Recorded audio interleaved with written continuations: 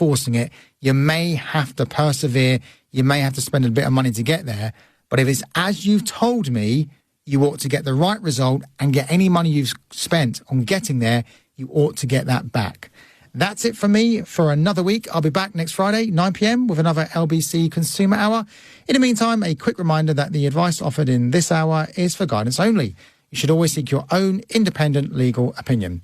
If you haven't done so already, make sure you download Global Player, where you can listen live to LBC, catch up with any shows that you've missed, and listen to a range of podcasts. And apparently, the next presenter has got a podcast or two on there as well. I've not listened to him three. yet. But he's got 3 podcasts on there, yes. And apparently they are wonderful. Anyway, coming up at 1, it's the fantastic Clive Ball. Yes. But next, it's the wonderful, he's of course my uncle, Nick Abbot. Dean, a cartoon villain, decided that a mural of cartoon favourites were unsuitable, welcoming to the orphaned children who had arrived here seeking the kindness of strangers. So he did what he thought most appropriate. He had the pictures removed because that's what Jesus would have done. In other news, Scotland suggests something sensible on drugs, but the UK government would prefer sticking to something not sensible that has never succeeded anywhere it's ever been tried. And Keir Starmer sets out his 5 points to make something that can't work, work. All that and more coming up with me, Nick Abbot, after the new news at 10 on LBC.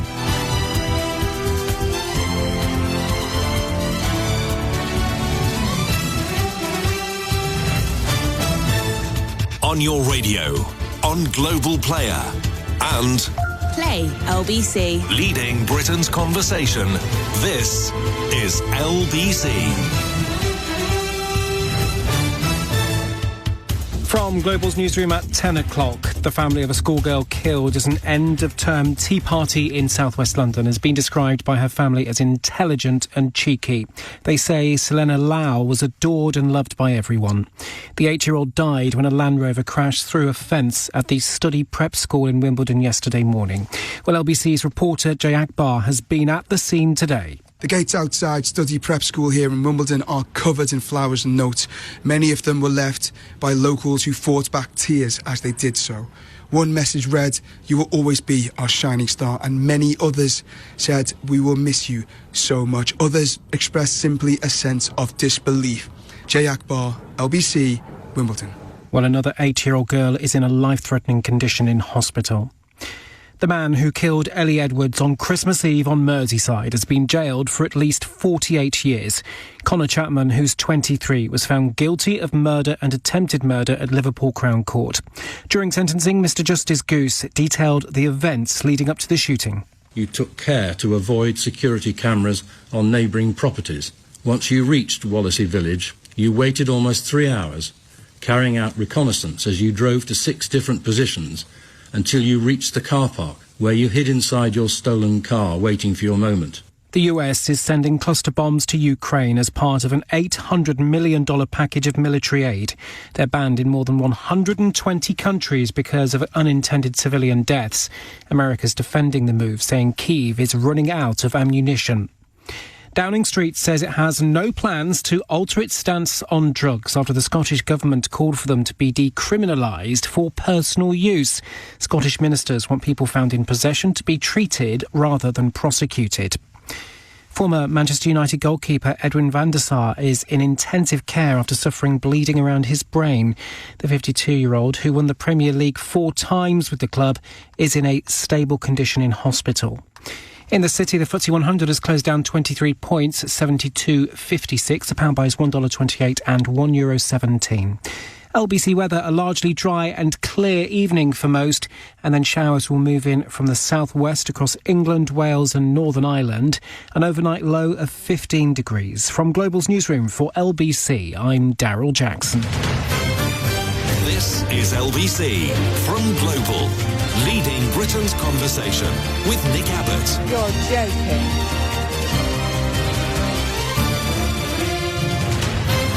Well, let's get back to it. Zaragoza in Spain experienced flash flooding this week as torrential rain and hail battered the province. Within a short span of time, some areas experienced an accumulation of 54.2 litres per square metre of rainfall. Blimey. How much is that? 54.2 litres. That's double it and add 32 to come to pints. So 54 times 2 is 180, and plus 32 is 242. 242 pints per square metre of rainfall. Can you believe that? No. Numerous motorists found themselves trapped in their vehicles. There's videos of them just being swept away, like the road had become a river. It prompted the intervention of firefighters and diving teams to rescue them from the floodwaters. In Panetha, farmers suffered significant losses as large hailstones severely damaged the fruit, resulting in a complete loss of this year's vine harvest. Booze. In the past few weeks, climate records have shattered across the globe. July the 4th was the hottest global average day on record, as in ever, breaking the new record which was set the previous day. Blimey. Is any of this actually, making a dent on people's disbelief? No. No, not a bit of it. Average sea surface temperatures have been the highest ever recorded, and the Antarctic sea ice extent the lowest on record. Meanwhile, a rare summer storm with winds of up to 90 miles an hour hit the Netherlands on Wednesday, causing at least one death as people across the country were told to stay indoors and travel was severely disrupted. In Amsterdam, several people were injured as dozens of trees were toppled by the storm, damaging cars and houseboats along the city's canals. The National Meteorology Institute sent its highest code red storm warning to residents of the province, which includes Amsterdam, urging them not to leave their homes. The storm named Polly the storm. That doesn't sound very frightening, does it? It is, however, the Netherlands' worst ever storm during the summer months. But, I'm sure that nothing like that has got anything to do with climate change. And besides, the government has assured us that their donors in the oil industry say there's nothing to worry about. The sun was out today. It was like summer outside. But the hot conditions are set to break soon, with thunderstorms sweeping in from the north. It was very warm and sunny today thanks to a plume of warm air drifting in over the continent. Oh, the continent? Oh, no. That's like second-hand European air all over us.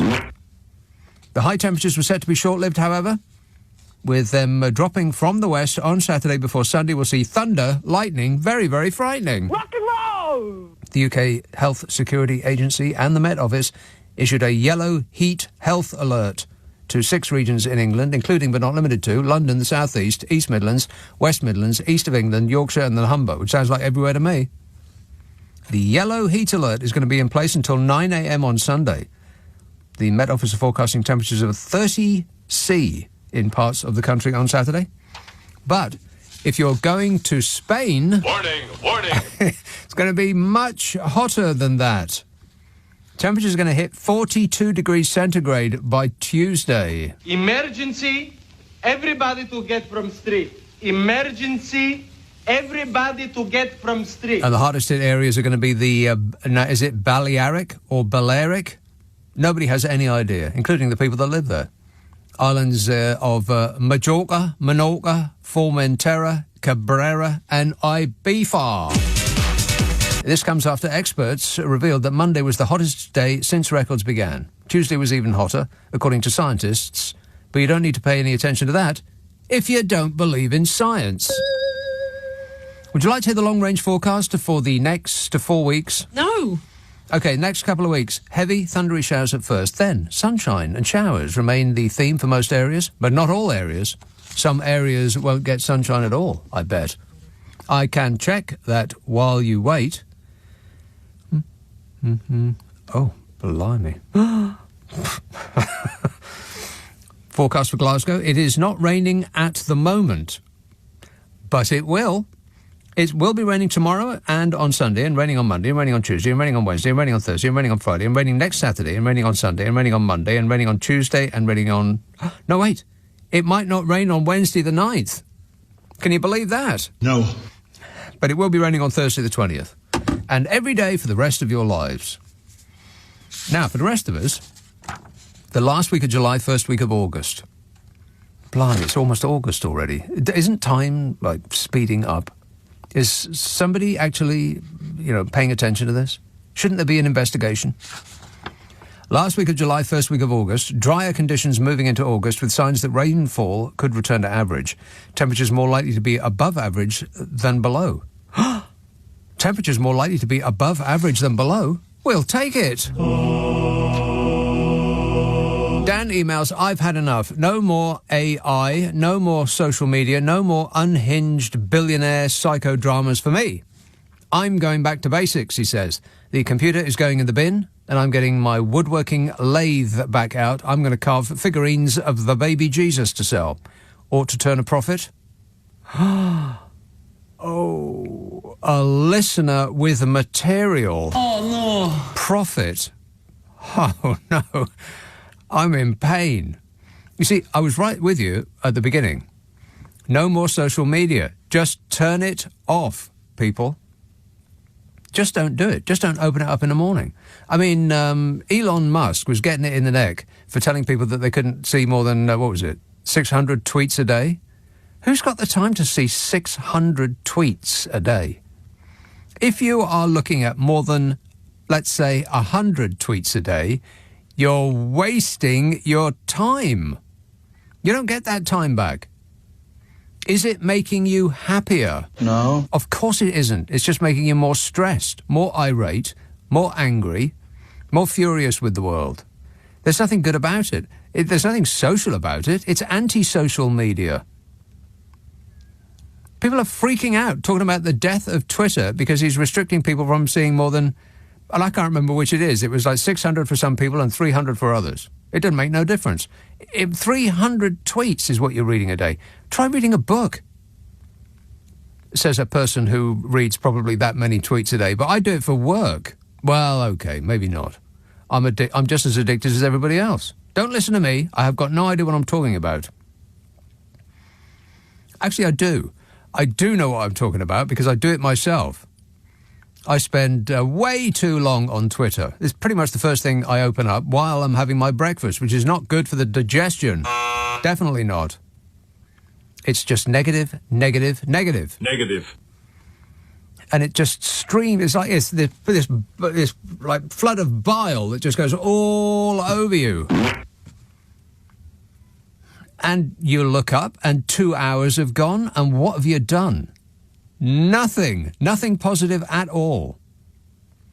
Turn it off. These people are manipulating you, and not in a good way. You are being used. The product is not Twitter. The product is you. It's your attention is what the product is. They aren't selling you Twitter. They're selling their advertisers your eyeballs. You are being used. And they just open another one. Threads, or whatever it's called, whatever that is. In fact, I tried to look it up today. And I just got something that said, this is Threads that is a replacement for something else and not the social media app. How can Mark Zuckerberg open a thing called Threads and not have Threads come up as the number one, Google search thing? He doesn't do Google, that's somebody else, isn't it? That's Sergey Brin and the other bloke. Maybe they're not chums. Maybe they've stymied poor Mark Zuckerberg's, the success of his new product. Oh, poor Mark. Bloke can't afford anything but T-shirts and shapeless jeans. Just trying to scratch a living, that's all. But no, we don't need no more of that. We just absolutely don't. We need much, much less of that. Get out your lathe and start, constructing models of the little baby Jesus would be a better idea. Or just stare out the window, or read a book or a magazine. Just flip idly through a magazine. Just letting your eyes glance over the adverts for watches that you couldn't possibly afford and can't imagine how anybody could would be a better use of your time than just you're winding yourself up with all of this negativity. Anyway, nobody's going to pay the blindest bit of attention to any of that because, I don't want to. Oh, it's interesting. It's not interesting. It's just infuriating is what it is. All these maddening people. And even if the people aren't maddening, even if they're not saying something that you disagree with, they're usually saying something that is appalling that you do agree with their stance on. But you're still reading something that's appalling. But you know me, I never complain. Whinging and whining and moaning. This is LBC. This is LBC with Nick Abbott. Call 0345 6060 973. Text 84850. Alexa, send a comment to LBC. You don't know what you're talking about, do you? No, I have absolutely no idea what I'm talking about. Dave emails, I don't get it. The taxpayer bailed the banks out in 2008. But if we say something they don't agree with, they can close our accounts with no explanation and stop us functioning as a human being. Am I dreaming or is this really happening? No, Dave, you're probably not dreaming and this isn't really happening. I mean, that guy, I know I just played this clip, but... Whinging and whining and moaning. On and on and on and on and on. They closed his account because he didn't have enough money in it. You have to have millions of pounds to have an account with the Royals Bank. And he didn't keep up his accounts to the required level. They offered him an account with a high street bank, which is part of their group. But he forgot to tell us about that bit, and just went on a whining victimhood tour of the country, threatening to leave. Yeah, well, I tell you what, Nige, stop threatening. Bye-bye. And do it already.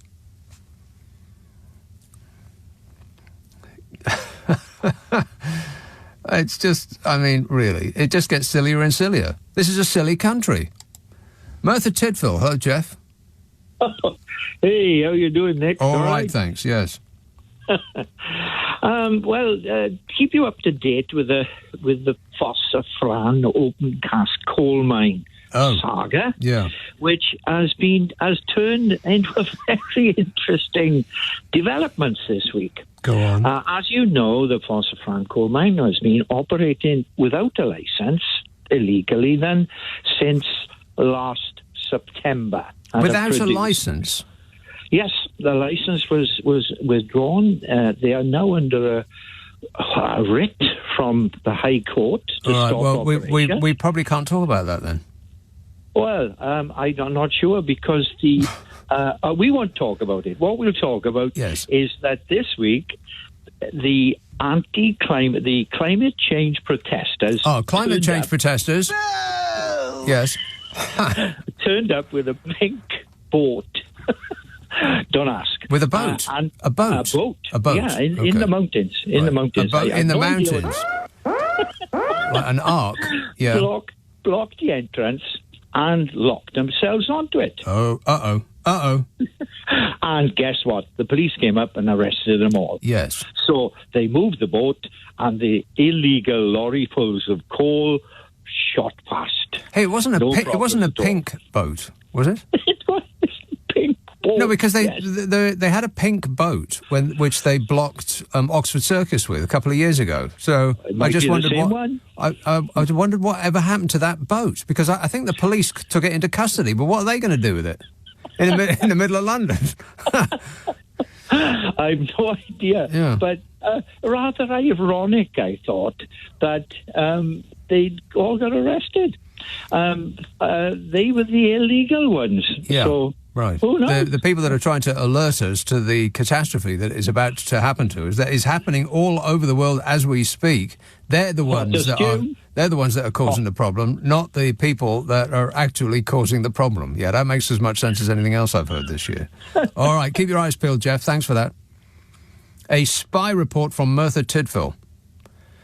Dave emails, no, read that. Greg says, hey, Jenrick, leave those kids alone. Rock and roll! Yeah, can you believe that?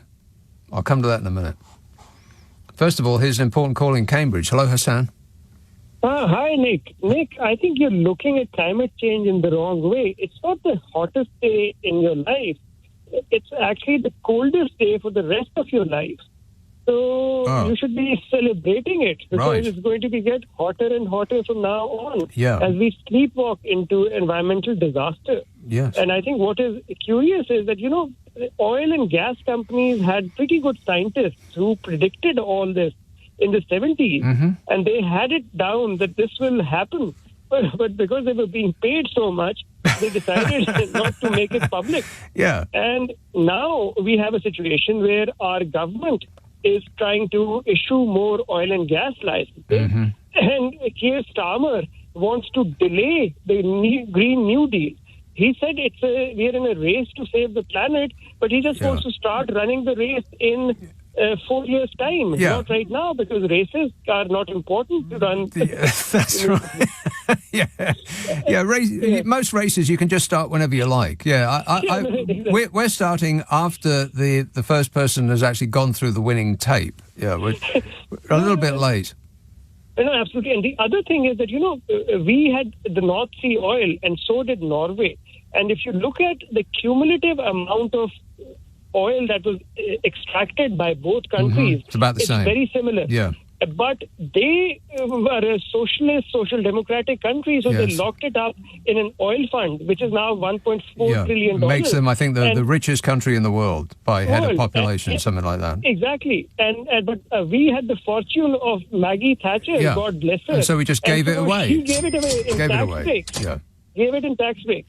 And so now, but we must honour the brilliance of economic policies which were inherited by Tony Blair and now will be renewed because Rachel Reeves is actually also a believer in, I don't know what the current term is, Bidenomics or something? Well, I think they're a believer in getting oil companies to donate vast sums of money to their party. That's what they're a believer in. The short-term benefit of any government policy is what they're a believer in. No, absolutely. And look, I am a fanatic about tennis, but I love the idea that Just Stop Oil actually interfered in it, because this is the only way that you make an impact. This is what the suffragettes did. This is what the anti-apartheid campaigners did. Yeah. Unless you disrupt these people, nobody cares. Life continues, and we are sleepwalking towards disaster. Correct, which is exactly why the government has just outlawed all protest, because they don't want to stop the flow of money coming into their coffers. I mean, that must be what it is. There can't be any other explanation that I can find. It's for their short-term financial benefit. And to hell with what happens to the rest of the world. Yeah, and you know what? Labour has said that they will not repeal those obnoxious laws. I can't count on the fingers of 6 hands. If I take my shoes and socks off and count my toes and my fingers, I can't come up with a number in which would demonstrate my disappointment with Keir Starmer. No, absolutely. Anyway. You and I are on this same page. Yeah, we're like cosmic twins, baby. All right. Thanks, Hassan. What's bizarre about this rush to burn oil is a limited resource. It's also just about the most important thing to modern life. Look around you right now. Try to extend your arm right now. Well, play a game. Extend both of your arms, or just the one, if that's all that you have available at the moment, and see if you can't touch something that's made of oil, that you're either sitting on or near right now. I bet you can't.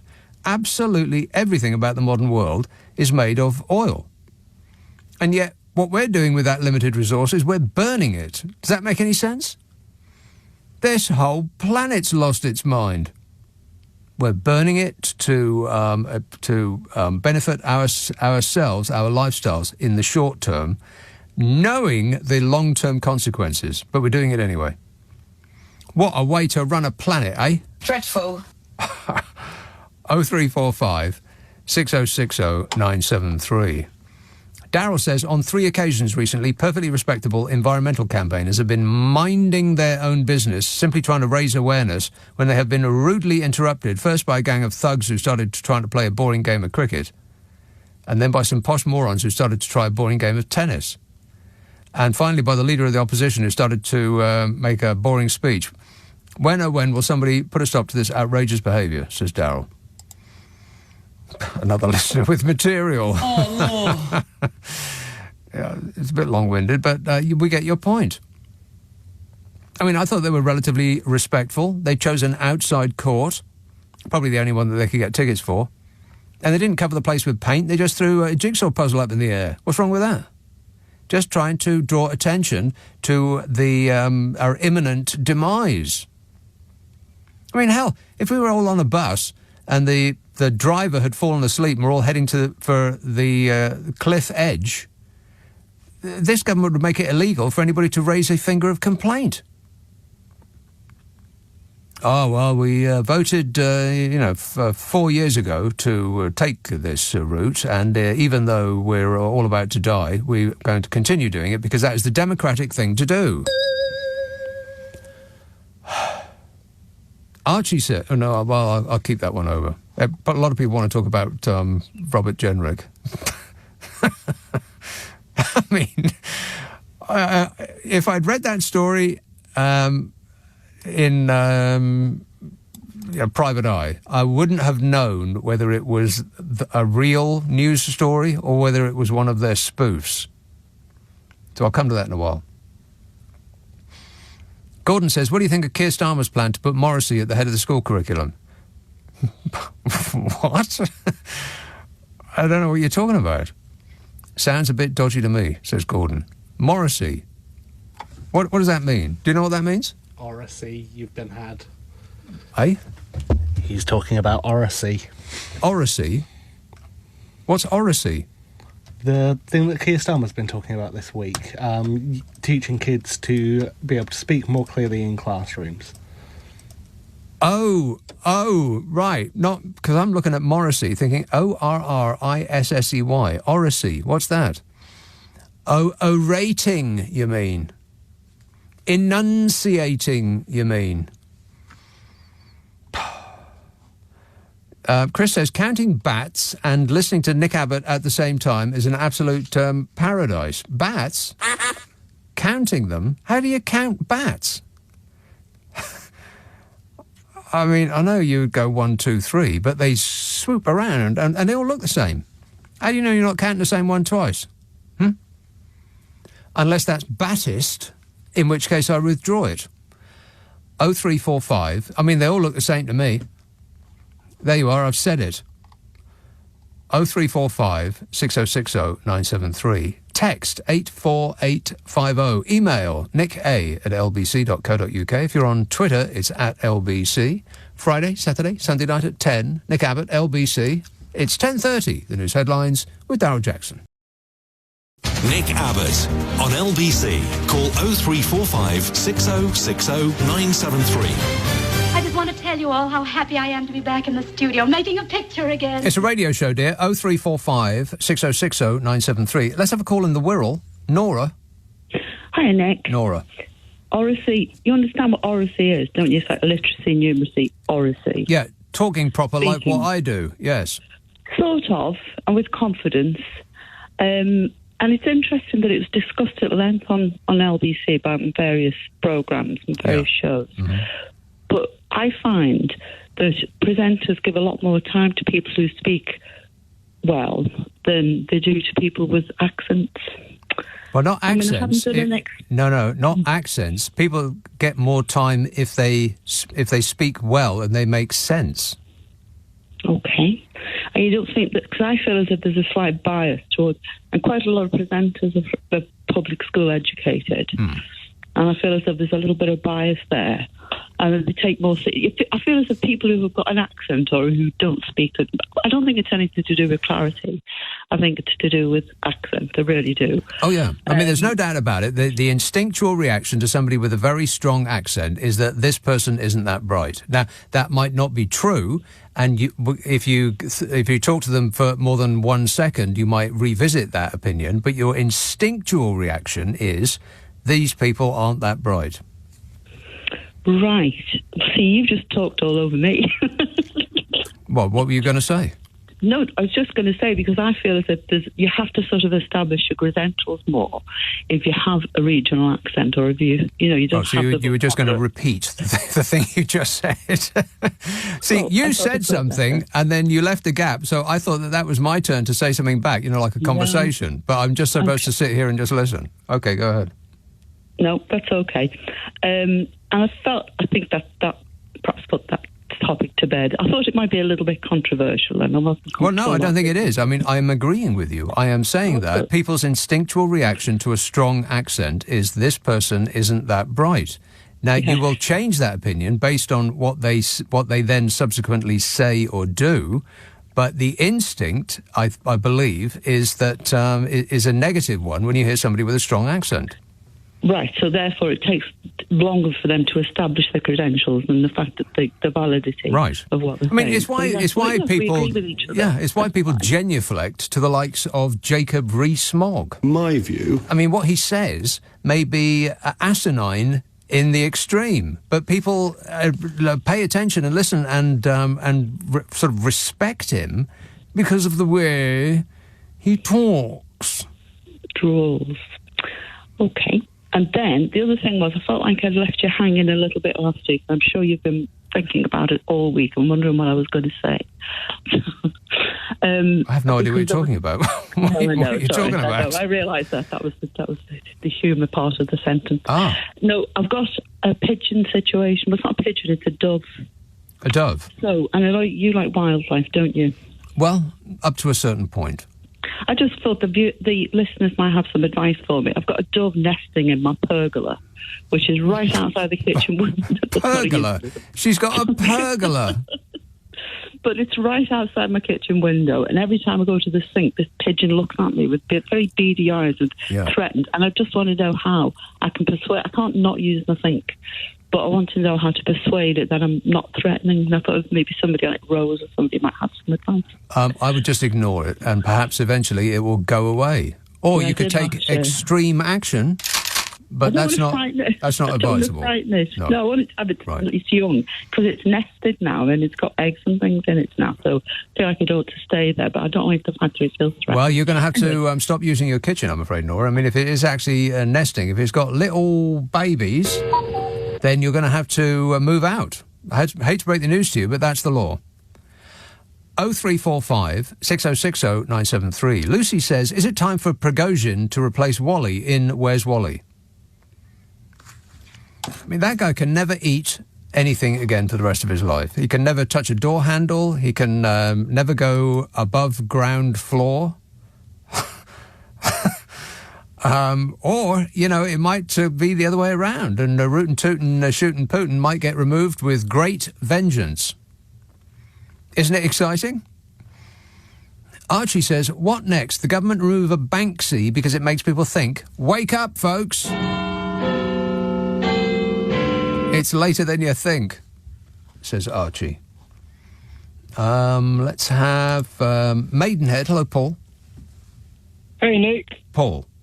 Hope you're well. Yes, good, thanks. Yeah. Oh, God, that last call is so funny, talking about accents when she had such a strong middle-class accent anyway. She had a middle-class accent? I thought she did. Right. And see, that's not what I thought you were going to say. I thought you were going to say she had a strong Liverpudlian accent, but you think middle class. You went straight for the class part, not the area part. Well, it's I'm like you. It doesn't matter what accents people have. I know a lot of Muslim guys, Hindu guys, Buddhist people, English guys from the pub and everything like that. Guys from the pub are not included in any of the above. Where do they come from? Well, they've all got different accents and they're all cool. So right. I don't judge anyone on an accent. I just judge them on how they are as a person. Yeah. My assertion is that while if you get to know them or talk to them for more than, let's say, 10 seconds, you can then revisit your initial instinctual opinion. People with a strong accent, people's immediate instinctual reaction is that this person is not a very bright person that I'm talking to, which may be 100% wrong if you then engage with them and you can, come to a different conclusion. But your instinctual reaction is, no. Well, exactly, but it's not my instinctual reaction. It's I take people as I find them, and it doesn't matter about the. I think it's just that the accent. Yeah, doesn't matter about the religion. Doesn't matter about the colour. But but it's part of our defence mechanism, because we're basically animals, that we react poorly initially to people that aren't exactly like us. They are from a different gang. I mean, I think it goes back to, as tribal thing. Yeah, as basic a society as you can imagine, as living in caves.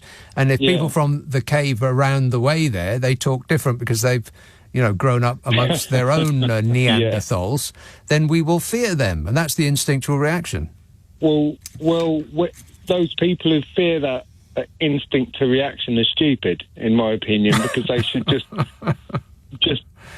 bleed with them and get to know them. Well, exactly. The getting to know them part will then change your opinion, perhaps, based on new experience. Yes, but your instinctual reaction is negative. Yeah, but, no, not for me. Other people maybe. But my main point was about bats, when you were talking about looking out the windows and seeing all these bats flying around. They are not loads. I look out the window and I've got little bats flying around me. Yeah. And they're the same ones. There's not more bats. It's not like you see loads of bats. No. I bet it's just the one. Ones. Oh, yeah, I bet it's just the one bat. Oh, I see about between 3 and 5, and they're all the same bats, and they all stop down and everything, and I've got stag beetles around and everything, and they're all the same ones. Blimey, it's like a zoo over at your place. Oh, I wish it was. Yeah, I've got a hedgehog problem as well. I've never seen a hedgehog in my life. I've never actually I've seen a squashed one in the road, but not a living one. That's the joke. How does a hedgehog cross the road to see his flatmate? Oh. That's an old joke. But you screwed it up there, Paul. It's not how, it's why. Yeah, why did the... sorry. Screwed it up. Yeah, okay. All right, I think you better think it out again. All right, thanks a lot, Paul. 0345 6060 973. Rona text, I wonder what honest Bob Jenrick would prefer was painted on those buildings. Demons, skulls and xenomorphs. Have you heard anything so despicable and petty? Well, I'll get to that in a minute. I'm doing it. James says, you have just explained, Nick, why inflation will be around 10% at the end of the year because of lack of food production because of global warming, says James.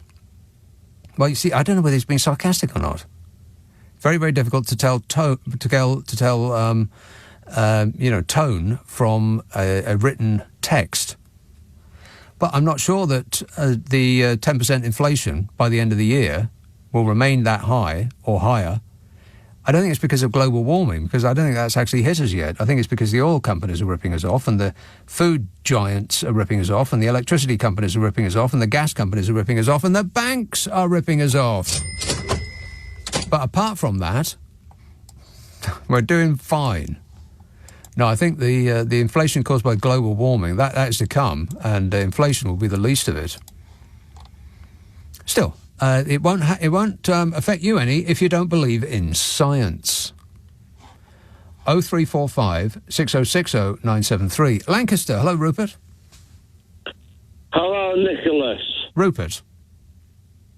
Look, right, I keep getting bats in my room. You got bats in the belfry? They're absolutely massive. Right.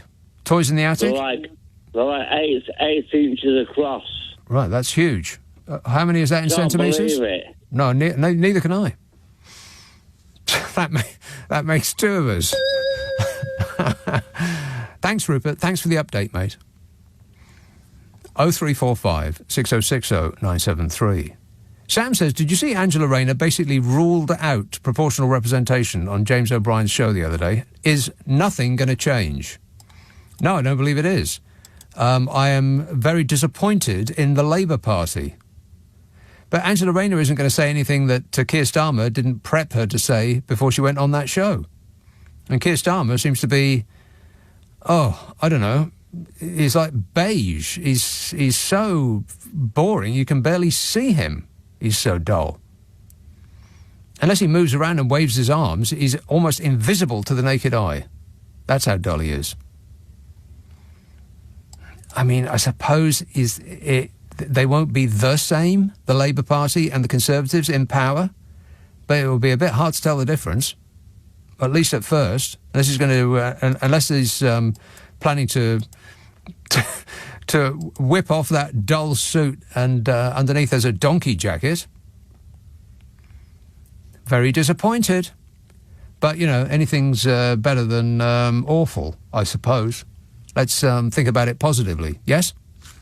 0345 6060 973. Text 84850. Email nick@lbc.co.uk. If you're on Twitter, it's @LBC. Hey, let me remind you that I do a podcast with Carol McGiffin. Yeah. Now, this week's podcast is, there's something alarming happens. Carol McGiffin gets attacked mid-podcast. And she wasn't laughing about it either. That's on the one that's coming out on Monday. Or did that come out last Monday? Wow. Maybe that came out last Monday, and the one that's coming out on Monday is something else entirely. Well, either way. It's either the one that's most recent, or it's the one that's coming out on Monday. Carol McGiffin gets attacked. Oh, right, yeah.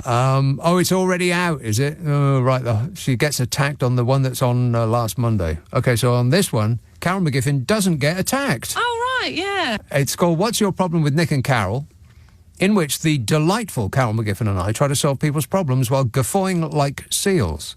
Now, if you want us to have a bash at your issue, you must send it to the following address. nickandcarol@global.com. NICKANDCAROL @global.com, and prepare to be totally satisfied. Ask for it by name on an internet near you. What's your problem with Nick and Carol? This is LBC with Nick Abbott. Call 0345 6060 973. Tweet @LBC. Text 84850. Right, so what are we doing? Given we're doing a radio show, but it does remind me what is on the episode of our podcast that's coming out on Monday. Carol McGiffin gets a part of her on television. Not her face part, a different part. On television. When children are watching... Disgusting. She whips it out on the podcast that we're going to be putting out on Monday. What's Your Problem with Nick and Carol? It's on Global Player. If you haven't got Global Player, you should get it in your life. You'll love it. It's on your App Store or globalplayer.com. I thank you all. Let's have Rick Mansworth. Hello, Jay. Hi. This idea about the women's suffragette is not really true. Because one place women can't vote is the Vatican. I mean, they're supposed to be... Wait. Back up. This thing about the suffragette, what thing? About voting rights and how they fought all over the world. No, I don't think so. I mean, places like Pakistan, women can't vote because the polling stations are not segregated. Saudi Arabia, if you look at Vatican, women can't vote there. Right, but who's talking about suffragettes on this show? I mean, you called in as though we've been discussing it for the last hour. No. There was Ali or Hassan he mentioned suffragettes. I didn't invoke it. He did, so I'm just replying back to him saying... Oh, okay. Well, I'll tell you what, Jay, I'll give you his number. You can have a date. Tell us how it went. Thanks a lot, mate. 0345 6060 973. I don't know, something about Saudi Arabia. I'm striking it off my holiday destination list. It's gone. Not that it was ever on there in the first place. Tom says, I hear Robert Jenrick ordered... Okay, well, I'll get into that in a minute. But you have to remind me, because otherwise I'll forget. Oldbury, hello, Ranjit. Hi, Nick. You're right, mate. Yes, good, thanks. Yeah, you missed a cracker with that lady with... What was he called? A pergola? Whatever it was. She had a pergola, if you can believe it. Oh, it was a burglar, right? But she could get Robert Jenrick to kill the birds, couldn't he? The little baby birds, because that's what he's doing. Right. Right, okay. The thing is, right, listen, it's going to get better from now on, right? It is. Yeah, okay. You know what? There's been turning points in history, yeah? When the Vietnam War was on, and they showed that little girl running with her back all burnt, yes. yeah? Which made people changed their views. And when that little baby boy was found with his face down, drowned, crossing the channel, right? People's views changed. Right. When is it going to change with the Tories? Of how low can they get? This was the lowest of the low, what Robert Jenrick done, yeah? Okay, he's like the child catcher, right? Yeah. Okay. I will talk about this shortly. I know you will, but when they're going to change, because now they're going lower and lower and lower and using children as a weapon, yeah? You know, when some poor mother puts their child on that dinghy, right? You know, it's part of her life that she's bending over all across. Yeah, the child has no choice of where they're going to end up. Right? So if this is what we British people are, I'm sorry, I'm not very... If limbo dancing would have become an Olympic sport, we would be number one. Number one. I mean, one of the shows this morning, right, said, you know, Robert Jenrick, whatever his name is... That's exactly what his name is. Yeah, right? He is trying to build up his career by copying Nigel Farage, yeah?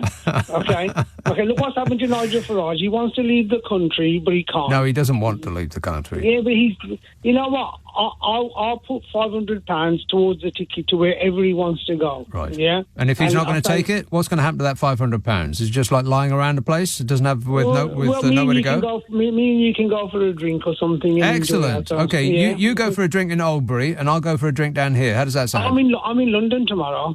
Like I said, I'm moving. No, but what I'm saying is, on a serious note, you know, how low in the next 18 months are these Tories going to go? Right. And I think, they've already chosen Suella Braverman to follow Priti Patel, so I think we know the answer to that question. Yeah, but and I was talking to somebody yesterday who's very intelligent, right? And he said, look, listen, I said, okay, how can they put people forward, right, and try to avoid the race card, yeah? He says, look, in history, wherever, even in India, they've always appointed some people from a minority, right? Say, look over there, mate. Listen, we've got a minority person who's a prime minister. We've got a minority. Right? So if we espouse racist views, we can't possibly be racist because it's somebody who is not white that's saying it, right? It's a policy that we've got to argue with, not the person sending it out, right? Correct. So the Tory policies are now simple about divide and rule. I think they hate their next door neighbour, and it could be their own brother. That's how far they're going to get before before the next election. Yeah, and well, the country's going to collapse, isn't it, until then? Yeah, when Rishi Sunak was the Chancellor, I know that he hated his next door neighbour. Ain't that right, Bodge? Yeah. Wait a minute. Yeah. All right, thanks a lot, Ranger. And another thing, what? And in closing. I was going to say, Boris played his Joker card now, saying, come on, release all this stuff and see what comes out next week. Yeah. We'll soon find out. I suppose so, yeah. I bet we don't. There might be... I'll tell you what, I reckon after the summer recess, right, there's going to be a general election because all these people are going to connive against Sunak, right, to get rid of him. And they'll just pick another one. They're adept at picking another one. I mean... It was Dave, wasn't it, for a little while there? I think this is nonsense. And then they selected Mrs. M, and people didn't like her, so they selected this chump. Yeah. Wait a minute. And people didn't like him, so they selected this nightmare. Absolutely. And and then it was this one. I am totally 100% on it. I mean, it's like a pack of cards. You didn't like that one? Okay, pick another one. I mean, it could be absolutely anybody. My name's Dominic Raab, and I'm a Tory. Except him. I don't support the Human Rights Act, and I don't believe in economic and social rights. Oh, well, then it's definitely going to be him.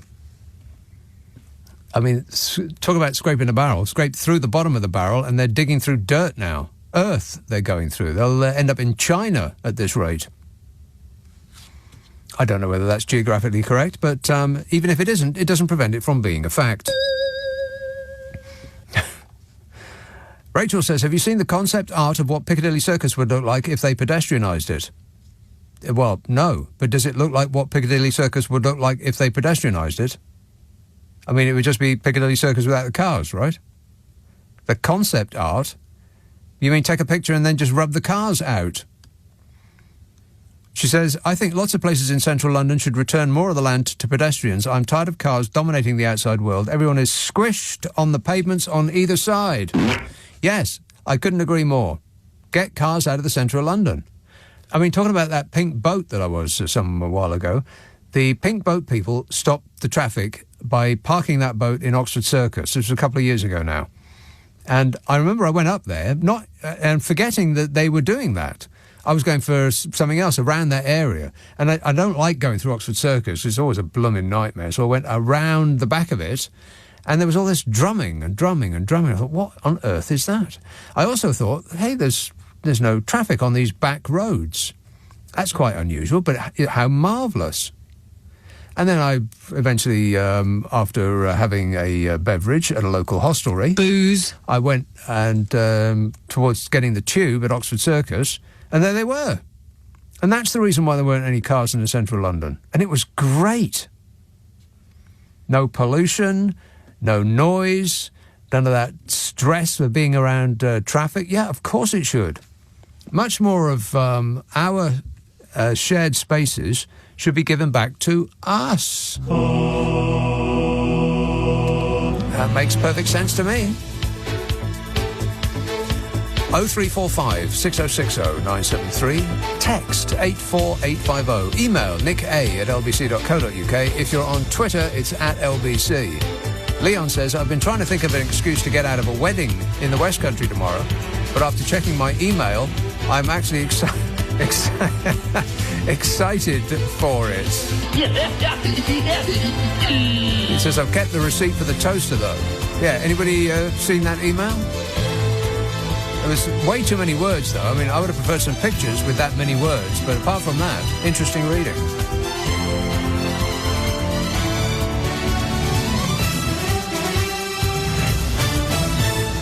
On your radio, on Global Player, and...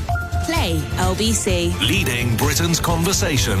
This is LBC.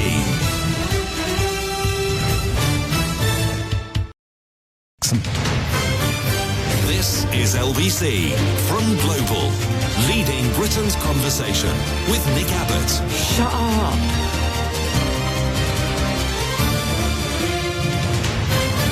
Oh, hello there. Very nice to meet you. He used to be our Defence Secretary. Can you believe that? Yeah, me too. 0345 6060 973. Tom emails, I'm running out of things to say about this hideous government. Even the Boris days are starting to look like the good old days now. That's how bad it is. Yeah. Wait a minute. Yeah. He's whining in the Mail. I think the column is out online, but I think it comes in the paper tomorrow. Whining in the Mail about the ULEZ charge. As though he had nothing to do with it. He's the bloke who started all this when he was the mayor. Do you remember? I mean, good grief. The Department for the Environment, Food and Rural Affairs is responsible for ensuring that air pollution limits are not exceeded in England, as well as coordinating air quality assessment and action plans for the UK as a whole. Right, they set the law. The local authorities then have to meet that law, providing air quality of a breathable nature. The UK government sets out air quality standards and objectives in air quality strategy, and within London, the mayor's air quality strategy sets out a framework for delivering improvements to air quality. How can you deliver improvements to air quality without restricting the number of cars, belching fumes all over us? Following the Environment Act of 1995, local authorities are required to review air quality in their area. If improvements are necessary, they have to fix it. That's the law. Local authorities have to reduce air pollution, and if they can't simply magic it away with a wizard's wand, then they've got to make it better. And cars are one of the things they can control, one of the few things that they have control over. This is the Mayor of London's office report on the issue of air quality strategy. It starts, the Mayor's vision for air quality to protect the health of Londoners and enhance their quality of life by significantly improving the quality of the air that we breathe in London. This will make London a more pleasant place to live and work, reduce the burden on health services in the capital, enhance London's reputation as a green city, making it more attractive to tourists and businesses, and make London cleaner while safeguarding its biodiversity. Typical lefty, woke nonsense from the Mayor of London, you might think. Well, that was from 2010, when the Mayor of London was Boris Johnson. Yeah. In a forward to the air quality strategy report of that time, Boris Johnson wrote, independent research commissioned by City Hall has quantified for the very first time just how serious the exposure to particles and fumes is to the health of Londoners and how it can be a contributory factor in the premature deaths of vulnerable people with existing illnesses. We have strong initiatives in place that are already working well. A London-wide low-emission zone, drawing a boundary around our city that discourages the most polluting vehicles from driving in London. And now he's all against it. The ULEZ was Boris Johnson's plan.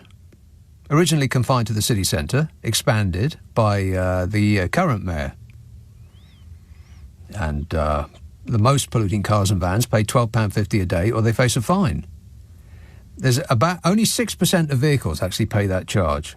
But, oh, my God, the collective moaning. Whinging and whining and moaning. I mean, it just goes on and on and on and on and on. And now the man who is chiefly responsible for that policy is saying this is a terrible policy. What kind of moron came up with this? In the Mail. Ain't that right, Bodge? I can't comment on that. Can't actually comment on that.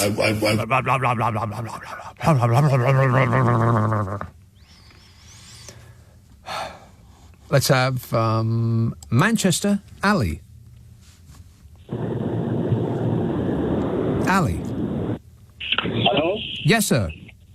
Yes, buddy. Thanks for having me on. I just wanted to speak a little bit about why we hold certain beliefs about, people that speak with an accent. Yes. So basically, there's this concept of, you're probably well aware of it. It's called received pronunciation. It's usually the accents that, presenters speaking. We kind of hear it on TV. And it's modelled on the southern accent, which is the form that holds most prestige here in the UK. Reason being, some of the main universities come from down south, business, the monarchy is from down south in London, central government, and it's basically a prestigious form. So when we speak, or when we hear people speak with a northern accent, it's not that we think they're dumb, they're just telling us where they're from, right? And we hold specific beliefs about where they're from.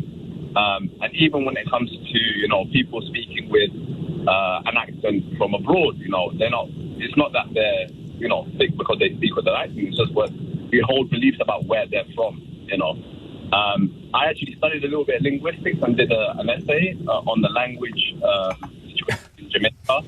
And in Jamaica, they speak, patois, obviously, and a standard form of English.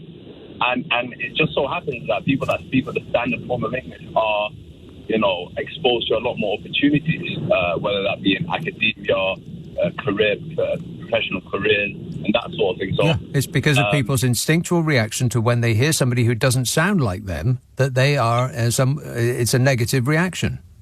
Absolutely, yeah. So that's why, for people that have a southern accent, when they hear someone from, say, Manchester or Birmingham, they might feel, oh, this guy sounds a bit, I don't want to say anything wrong, but he's working class manual labor kind of thing. It's why very few people with strong accents work on television. I mean, some TV companies, they go out of their way to put somebody with a strong accent on. I'm thinking about Channel 4, who sort of who bend over backwards in order to put some people with very, very strong accents on, just to make a point.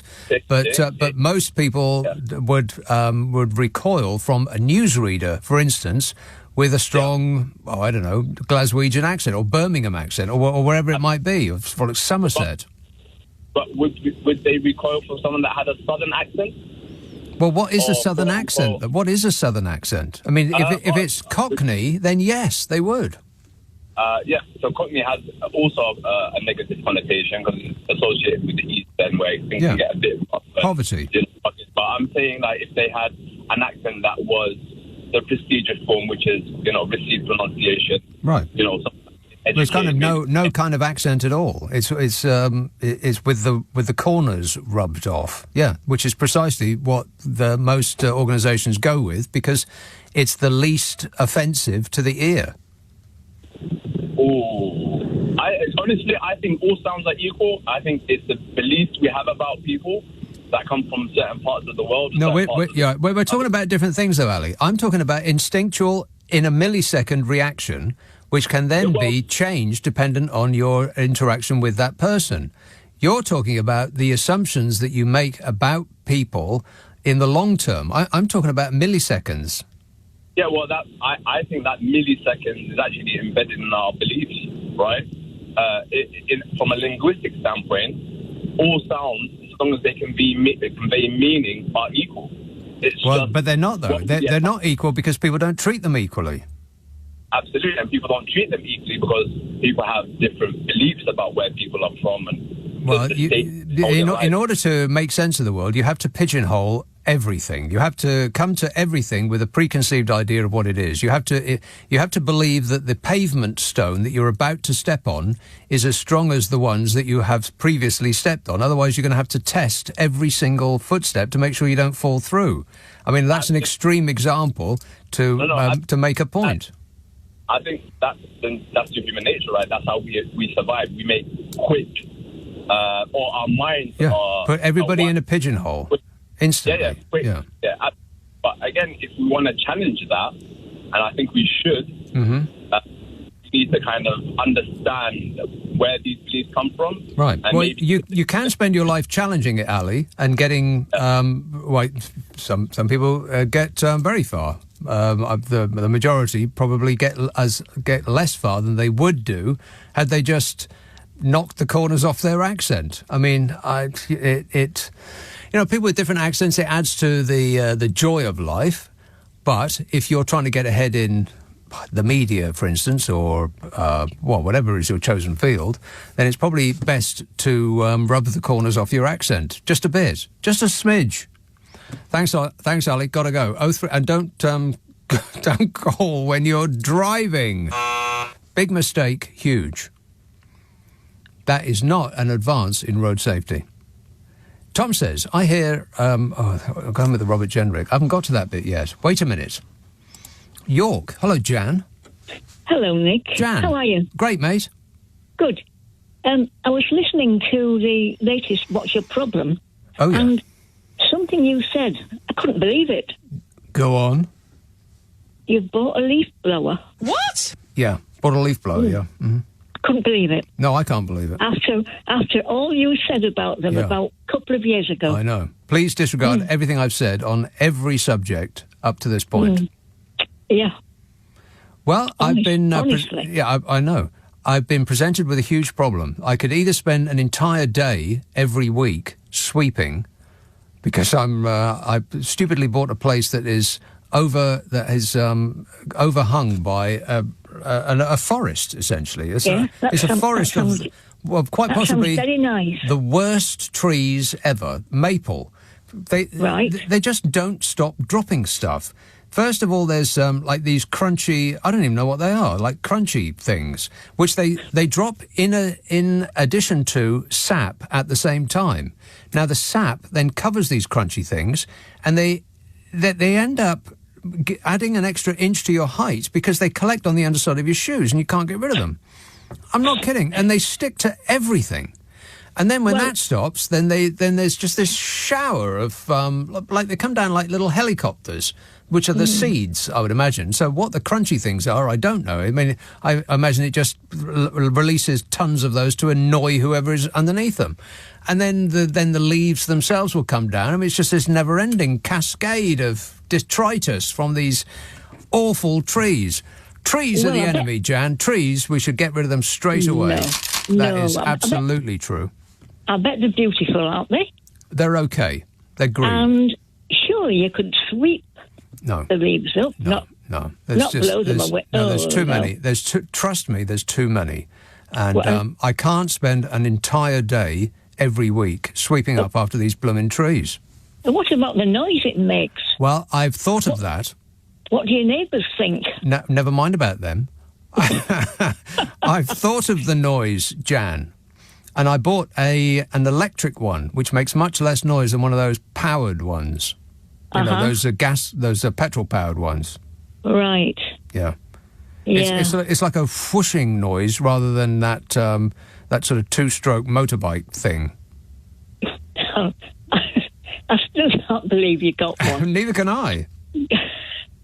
Anyway, yes. Can I just mention something else? You oh, right then. You remember that clip you put on Twitter with the chap on the trampoline? Chap on the trampoline?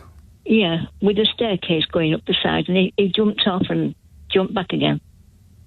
Oh, yes. Have you seen anything else he's done? No. I have. Have you? I saw a good one. What's the chap's name? Johan Bourgeois. Who? Johan. Yoann. Bourgeois. As in bourgeois? Yeah. Huh. As in Louise. Is he a relative of Louise Bourgeois, by any chance? I have no idea. You don't know? No. You're thinking? No idea. Right, well, people should look that up because it's the most amazing clip. It really is. He's got this massive staircase, this freestanding staircase, which must go up, 30 feet, something like that? And he steps up, and each step up, he falls sideways onto a trampoline and then bounces back onto the staircase, and then goes up and then falls down sideways and bounces back and goes onto the staircase one step up. It's the most remarkable thing, isn't it? It's mesmerising. It's wonderful. But this one I've seen is with a woman, and they're on a platform which is rotating, and they're walking round, and it keeps getting faster and faster. And you think they're going to fall off. Well, at least I thought they were going to fall off. Yeah. And it sounds silly, they're just walking round and round. But it's really good. And then they almost collide, and, it speeds up quite fast. And yeah, you want to have a look at it. I do want to have a look at it.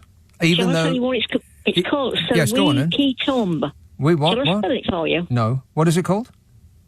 Celui qui tombe. Oh, Sir Louis qui... C-E-L-U-I. Yes. Q-U-I. Yep. T-O-M-B-E. Yep. How about that? Complete guesswork. It's fabulous. Yeah. Well, I will look it up. Even though it is homework, I will make an exception this one time, and only this one time. Yeah, it's really good. Excellent work there, Jan. Well spotted. Keep your eyes peeled. Thanks for that. Yes, it's very well worth looking up. Johan Bourgeois. It's excellent work. It really is. And it's the sort of thing that actually you go on Twitter and you see something like that and you think, oh, that's nice. And you know what? You should stop at that point. You should look at something pleasant. I look at some tweets from a woman that calls herself the science lady or the science girl, something like that. She posts extraordinary things from nature that you've never seen before. I've never seen them before. Hey, get David Attenborough on the phone. He's got a lot of work to do. There's stuff that we've never seen on his show. But you should see something like that, something pleasant, something beautiful, and then switch it off at that moment. Time yourself. You got 10 minutes on Twitter to find something happy. And if you don't find it in that time, then you switch it off and you find something that's happy within 10 minutes, then just stop there. And then get on with your life and do something, better. Something more self-improving. Like, picking your toenails. Just whatever. Anything would be better than spending all day scrolling and scrolling and scrolling. 0345 6060 973. Nick Abbott, LBC. This is LBC. This is LBC with Nick Abbott. Call 0345 6060 973. Tweet at LBC. Text 84850. Would you mind telling me what this is all about? Well, much of it so far has been about accents and our reaction to strong ones. But it's not necessarily what it's going to be about from this moment on. Guildford, hello, Peter.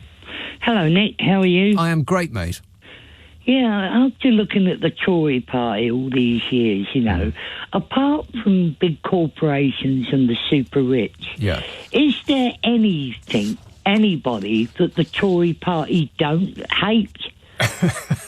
Because they don't like immigrants. No. They don't like the unemployed. No. They don't like the sick and disabled. No. They don't like the young. No. And you do wonder, why are they actually in government? And you have to reach the conclusion that they're not in the government because they want to represent the interests of ordinary people. They're in government because they want to represent the interests of the big corporations and the super rich. Yes, those in government are not running the country for the benefit of the people. They're running the country for the benefit of the people that are running the country. That's right. Everywhere you look, you've got water companies ripping us off, like you say, the electric, gas, all the rest of it. Yep. You've got people in this country who are struggling, and yet they're doing basically nothing about it. No. And the only reason for that is because I always say that the Tory party is the political wing of big corporations, big business. That's the way I see them. And people have got to ask themselves at the next election. Now, I know Starmer ain't much to write home about. Right. But exactly what I was going to say. I mean, in that regard, is in the pocket of big business. Where's the difference? That is the problem. That's why I'm on, as you know, I'm on the left. But the only way because I don't believe you shouldn't vote. I've always voted. Everybody should vote.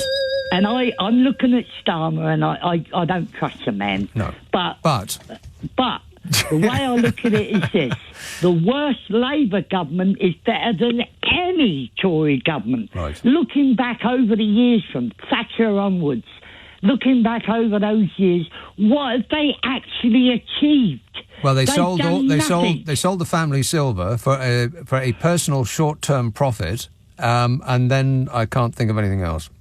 Yeah, they go on about this hospital plan, workforce plan. 40 new hospitals. It's so marvellous, 40 new hospitals, sure. Mm-hmm. And yet, the one thing they don't talk about is the problem that's happening now. They're not paying the nurses and doctors the money they need to live. Well, for a very good reason, Peter. What's that, Nick? I'm glad you asked. They want to continue the fight. First of all, they want somebody to blame for the NHS's inability to deal with its patients. Yeah. So that's an easy one for them. It's because of lefty activist doctors and nurses who are withdrawing their labour, and that's why the wait lists are so high. Plus it's COVID, plus it's Vladimir Putin, and there's nothing we can do about it because all of these problems are out with our control. Says the Conservative Party, who's been in power for the last 13 years, a fact that seems to come as a complete surprise to them. I mean, who are the people that cut the funding to the NHS in 2010? It was that lovely David Cameron and his sidekick, Osborne. Those beautiful people, really wonderful, kind-hearted people. Yeah, a wonderful person. I think this is nonsense. Yeah. And yet as to the NHS, which I think is one of the best achievements this country ever created, but I will never trust the Tory party because in the back of their mind, they're always... You see, they can't say to the public, even Thatcher couldn't say it, they can't say to the public, we're going to privatise the NHS, because they'd be out on their ear in 5 minutes. But what they have been doing since Thatcher, and even, I'm afraid, in New Labour years, is gradually adding bits and pieces to the private sector. A slice here and a slice there, so you won't notice. And if you go to clinics like I have to, because I've got health problems, you go to clinics like I have to, you get a letter sent to you for an appointment letter saying big bold letters on the right hand side of the letter, NHS. Alongside of it, you'll get Virgin Healthcare. And that's the way they've been doing it. And I believe the reason they also don't want to pay the doctors and nurses is because they are deliberately trying to run it down, ready for privatisation. They know they can't do it on straight away. It's what they do. They defund an organisation. You're going to have to take a breath there, Peter, because I think Nick. you're going to have You're going to have a heart attack. Not on this show. I've had many of them. Yeah, okay. That's already happened. All right, so relax. Just think happy thoughts. Yeah, all right, I will. All right, okay, leave it with me. Thanks a lot, Peter. All right, cheers, mate. I mean, seriously, Peter, you should think about expressing a strong opinion. Just stop sitting on the fence. What do you actually think?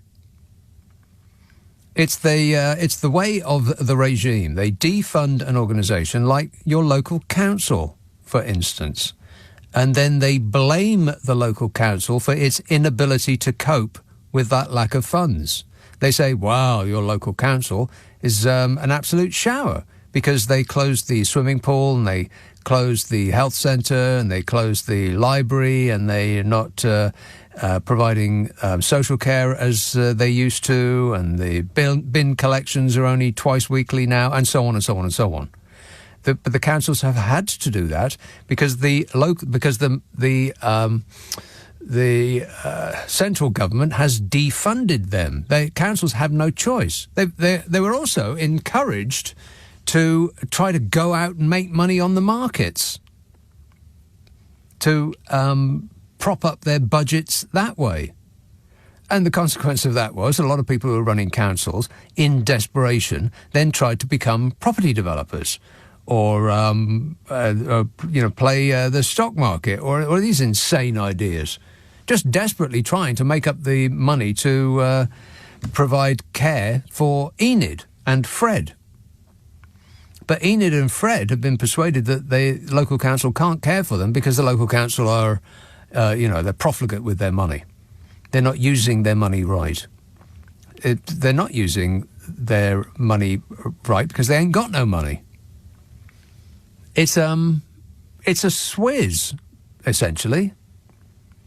Persuading people that an institution cannot cope because of the poor way in which it's run, but the central government has instituted that situation by defunding that organisation. And they do it over and over and over again. The police, the courts, the NHS, your councils, I mean, just basically everything. What works in this country anymore? I mean, seriously, it's a genuine question. Name one thing that works really well in this country. One. Just one. Easy question. Name one thing that works really well in this country. Don't say trains. Don't say roads. I mean, you could lose your car in the potholes. They're so big on the roads. And they don't get fixed. At most, they'll just get, not fixed, they'll get a plaster. They'll just fill in the worst holes. And so your road is just like patches all over. It's got some sort of disease. It's like little blotches of fresh tarmac where they filled the worst holes. They haven't actually solved the problem. They've just fixed it for today, and it will be bad again next year. Name one single thing that works really well in this country. I'll double dare you. But still, that situation is almost certainly Jeremy Corbyn's fault. No! Thanks a lot, Jeremy Corbyn. You see what you've done? 0345 6060 97. Hey, have I talked about Robert Jenrick yet? Oh, there's the polls. They came out, they always come out every week. But this last one, wow. 0345 6060 973. Nick Abbott on LBC. Call 0345 6060 973. You've got a good, your mind is a little bit, you know what I mean, three-dimensional. Three-dimensional. Groovy. Tom says, I'm running out of things to say about this hideous government. I've heard this one already. He says, even the Boris days are starting to look like the good old days now. Yeah. Wait a minute. That's how bad it is, says Tom. Christopher says, I made a visit to, or paid perhaps, a visit to Wisley Gardens following your recommendation. What a beautiful place. And I agree it beats Kew, but both unique in their own way, says Christopher. Well, beats is... I have a problem with the word beats. I mean, Wisley Gardens beating Kew Gardens is a bit like saying that apple crumble beats chocolate. I mean, I like both. They're just different, that's all. Each worth a day of anybody's time at least once a month. Jeremy says, wasn't it wonderful that evening in 2012 when the Olympics opened in London? What went wrong, says Jeremy. Well, the next 10 years. That's what went wrong, Jeremy. The next 10 years. Bath. Hello, John. Hey, Nick. How you doing? Good, thanks. I would just say, first of all, I have just a question here. Are you the person that attacked Giffen? Eh? In the podcast? Oh, no. You didn't specify. Yes, no. Gibbon was attacked by a thing. Yeah. Oh, my God, so a big something. Yes, it was. Huge. Oh, bless her. Okay, and the other thing is, Ranjit, bless him, when he was talking, I don't know if he's as old as you and I, because I'm a bit younger than you, only by a couple of years. How old? But, oh, God, I was born in 1951. Don't make me do maths. I know, sorry. You're not... You're way older than I am. Am I? Yeah. Oh, God, well, I'm a geriatric. But what I would say... Well, anyway... So, when he was talking about Jenrick and all that stuff, yes. I just thought he put me in mind of. Do you remember those old Vincent Price movies, Dr. Phibes? No. And all that stuff. I just thought if he wants something to do, he can deep fry the Tory party, and batter them up and serve them up with some pickled onions. Are we talking about Vincent Price? Or no, Ranjit. Oh, right, because he runs a fish and chip shop. Yeah, yeah, and he was talking about the Tories, right. like Sweeney Todd for the modern age. Yeah. It's like a Hammer horror movie. He can just people. You're eating people. People. But, you were saying earlier on about the leader of the Conservative Party or whatever it is. They could just draw a face on the back of a chair and it would do the same job. It doesn't actually matter who it is. The direction of travel remains the same. I was going to say about, because I don't know if I'm allowed to talk about it now, because you said you're not talking about accents. Yeah, well, I am. I am talking about accents. Who said I wasn't talking about accents? I thought you said, about 20 minutes ago, you said we're not talking about that anymore. Oh, don't listen to me. Oh, okay. Well, what I would say is this. The thing I think Keir Starmer is trying to get at, it's not particularly regional accents. I think there is a London accent that has suddenly turned up over the last, I don't know. Are you talking years. estuary? No, that time. That they talk like that. It's like young people at school, and they all of them talk the same way. Blood time, everything. Oh, right, okay. So it's a bit of Jamaican, and it's a bit of London. Yeah, I get you. Mm-hmm. And it doesn't matter what nationality they are at all. But It's just like I wouldn't want to take advice by somebody with that accent. But, no. If they were a lawyer, I wouldn't particularly want them as a continuity announcer. Unless you're listening to Channel 4. Yeah, do you know what I mean? So it's like I think they need to learn. I mean, I'm an army brat. Yeah. So most of my English is like I listen to British BBC World Service, irrespective of whether my father was around. So that's all RP, received pronunciation, like what the Queen used to speak, except not quite so strangulated. Yeah, and the thing is, it does make a difference when you're picking up a phone, and it's not so much that it's better; it's just more people more reassuring understand it. Yeah. Reassuring, and more people understand it. Some of your callers, when they ring up, I get lost. I can't. I miss other words and stuff, and I'm trying to think, what did he just say? I know that this happens with when I get Glaswegian calls. People who aren't from Glasgow or Scotland in general, they're like, "Oh, couldn't understand a word that bloke said." It's my ear is attuned to it, and so you have to be attuned to very strong accents to be able to hear through them to what it is that they're saying. But Nick, before my daughter came back to London, she was in Glasgow and Edinburgh, and I know the accents there, and I can understand them. And to be honest, they would happily work in television and all that stuff. So it's not just as somebody in the north of England who would be happy to work on television there. It's not. I think it's that weird generic accent, street accent, that's suddenly come up over the last few years. That's just kids trying to, be cool. And they sound thick. Well, yeah. they sound cool to each other, but thick to... he just got, he just got all caught up with himself. He was finding it difficult to express himself, and so started using builder's language. Disgusting. When he was talking about people trying to express themselves using builder's language. That's a big fail there, John. You lose. 0345 6060 973. You are dismissed. See me after class. Stephanie texts, speaking of wildlife, while chatting to my new neighbour, I explained how I feed the local hedgehogs and mentioned the importance of leaving a gap in the fence so that they can roam free, forage and reproduce.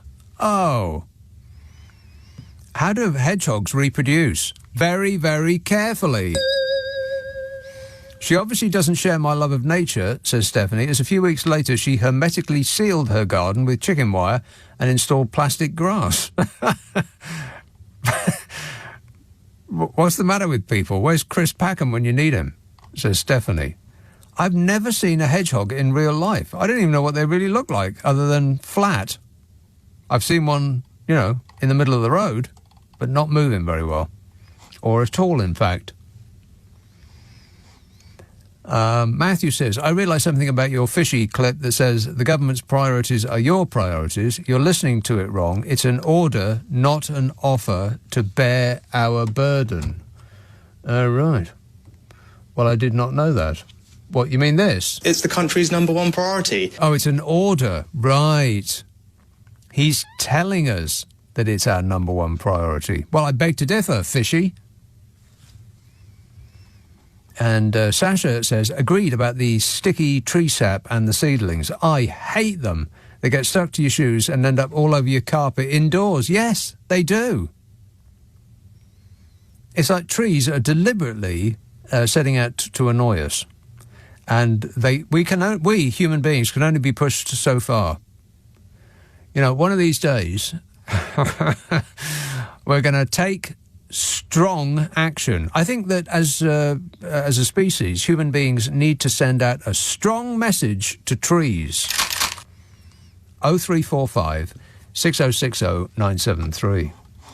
Let's have a call from Colchester. Judy. Hello, Nick. You asked a question a few minutes ago. Yeah. What is working, what is in this country? Right. And I said LBC. Oh. And that's not just flattery, it's the case. What are you doing? Me, I've got a little event going on in my village tomorrow, and I'm giving and I'm preparing and I'm still baking cake, so that's what you may have heard. No, I heard water. Well, that's it, because I'm doing the washing up. Oh. Right, I've just got a sponge out of the oven, and while that's waiting to come out of the tin, I'm just doing a bit of washing up. And so what are you going to do with the sponge? Going to cover it with cream? I'm going to... It's a big one, big half, and I'm going to make another half, and then I'm going to put whipped cream and strawberries in it, and cream on the top with strawberries on it. Holy moly. And I've got lemon cream strawberry tartlets and a coffee and walnut cake, a cappuccino cake. No. Yes, and I'm going to do some Eton mess And yes, and all my ladies will come and we'll all have a lovely time. Yeah, I think we've had enough of eating mess. Yeah. Wait a minute. Well, mine's a bit more common than that. Is it? I imagine so, yeah. Well, that sounds absolutely outstanding, Judy. You know what works well in this country? You. Thank you, Nick. Flattery will get you everywhere. Everywhere, yeah, but it won't get me no cake because Colchester's too far away. Well, perhaps one day I might take a visit up to your neck of the woods and bring some cake in. I've often thought I'd do that, but, it's just a case of coming up on the train, staggering along with lots of cakes. I don't think that would quite work. No, plus we'd have to put them in the bin because you just never can tell. Never can tell what? Whether they're any good? Well, no, whether they've actually sent direct from Vladimir Putin. You just don't know in this business. Well, I don't think we could do anything like that in my little village, so I don't think you've got to worry about that. OK, then no worries at all on this end. All right, excellent work. Thanks a lot there, Judy. Gosh, she's a cake-making machine. Affirmative. Like robot she is. 0345 6060 973. Text 84850. Email nick@lbc.co.uk, and if you're on Twitter, it's @LBC. One thing, just one, name one thing in this country that actually works well, that has anything to do with the government.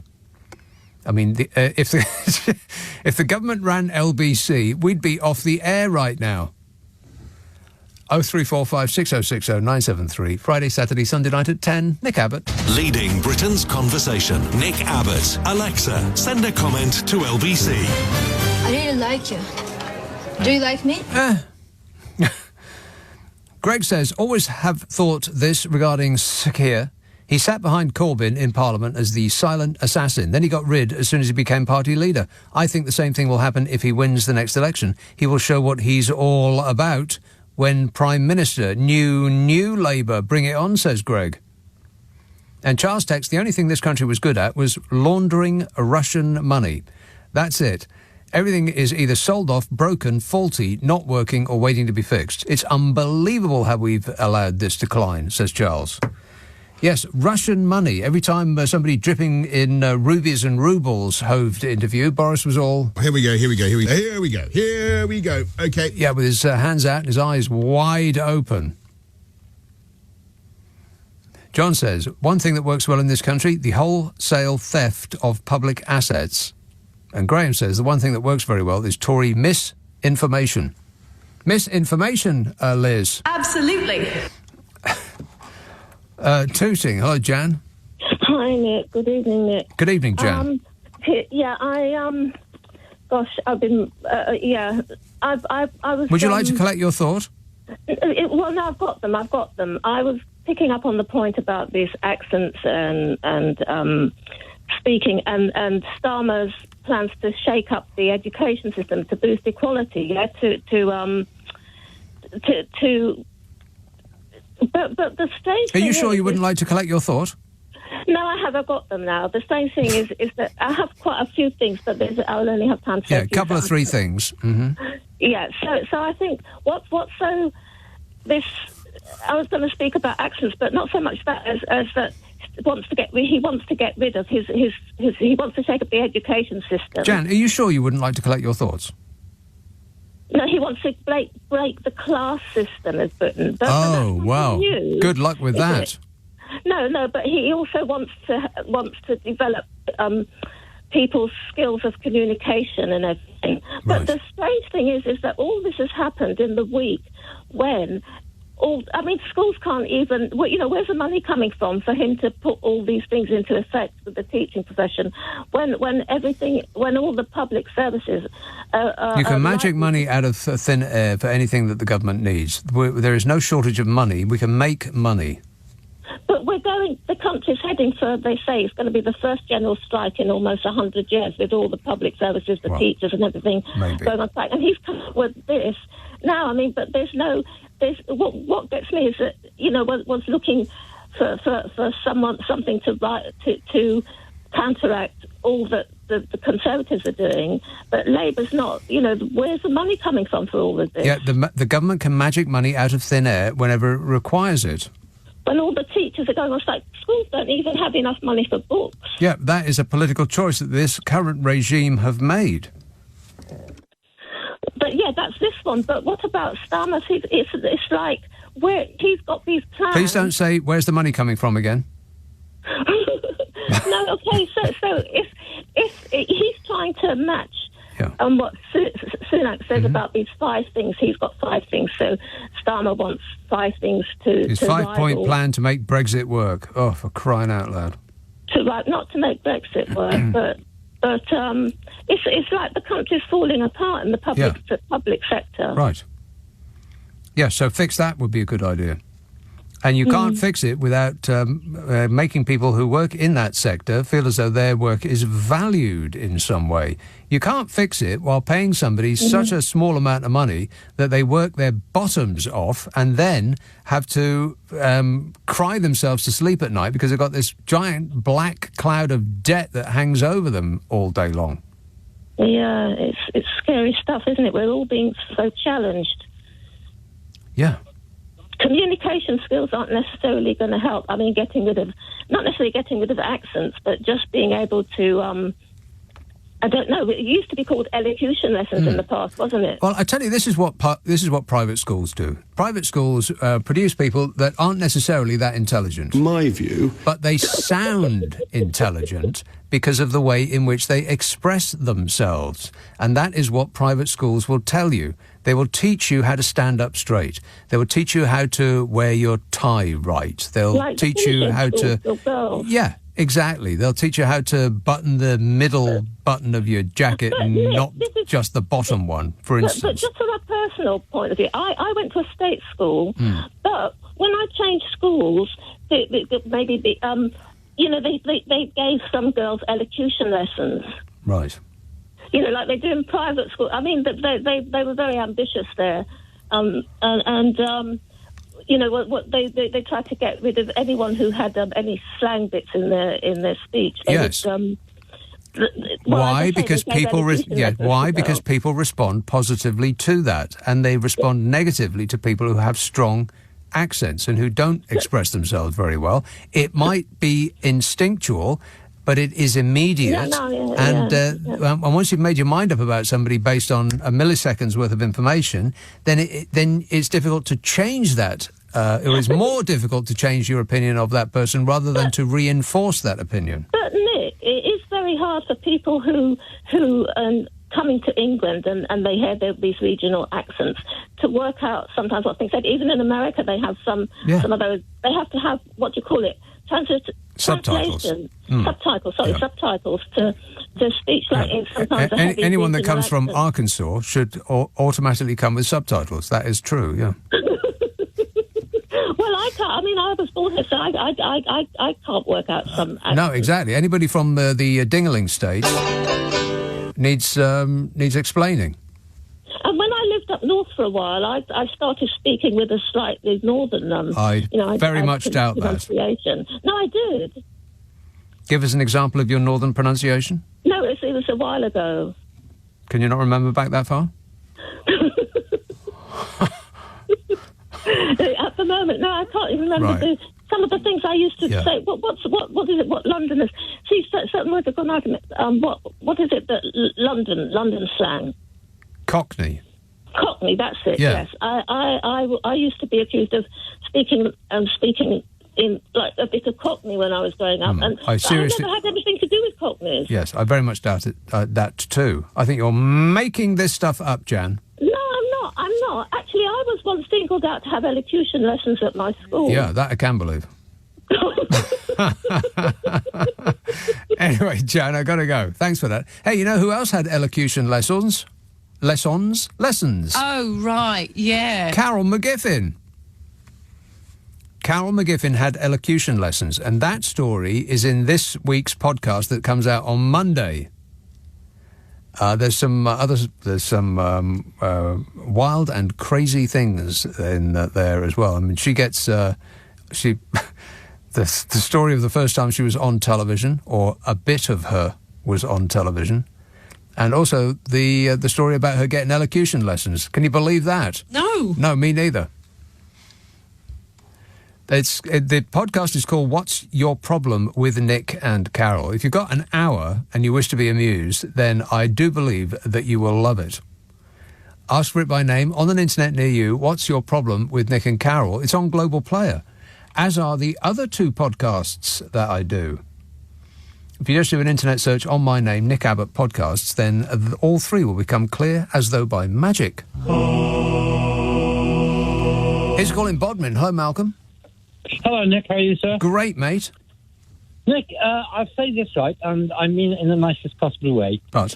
In terms of accents, you'd be my baseline. You have 0 accent. Is that true, though? So, yeah. You ask anybody who knows you, and they say exactly that, Nicky. You have no accent. I'll ask all of my friend. Yeah. And from you can then establish accents. Yeah. I mean, I'm clearly a Welsh accent. Yes. So anyway, moving on. I think Starmer's right, and it's not elocution, it's not literacy, it's none of those things. It's all about helping young people to just hold a conversation with other people that just flows, where they can think on their feet and hold their own. And the reason that this is becoming more and more of a problem is the internet. People don't communicate by speaking anymore. They communicate by texting each other. Even if they're in a pub with their mates, all of them will be on their phones waggling their thumbs to send messages to someone who isn't there. But I also think, Nick, an element of it, which is why I think it's smart, I think Keir can see that in the future, as in the last 6 years, this nonsense with fake news, hold on, that's my Wordle alarm. Fake news, Brexit, all the rest of it. I think he wants people, and I think he can see that schools can really do a job here, because by and large, school teachers are by the very nature of the job and the people, it's a very conservative profession with a little c. In that, school teachers, by and large, they just want a quiet life. They don't like striking. Well, they don't. Well, I don't know. If you're a teacher and you want a quiet life, then you may have to rethink your occupation. Hey, Malcolm, I'm very sorry, but time's up. On your radio, on Global Player, and Play LBC. Leading Britain's conversation. This is LBC.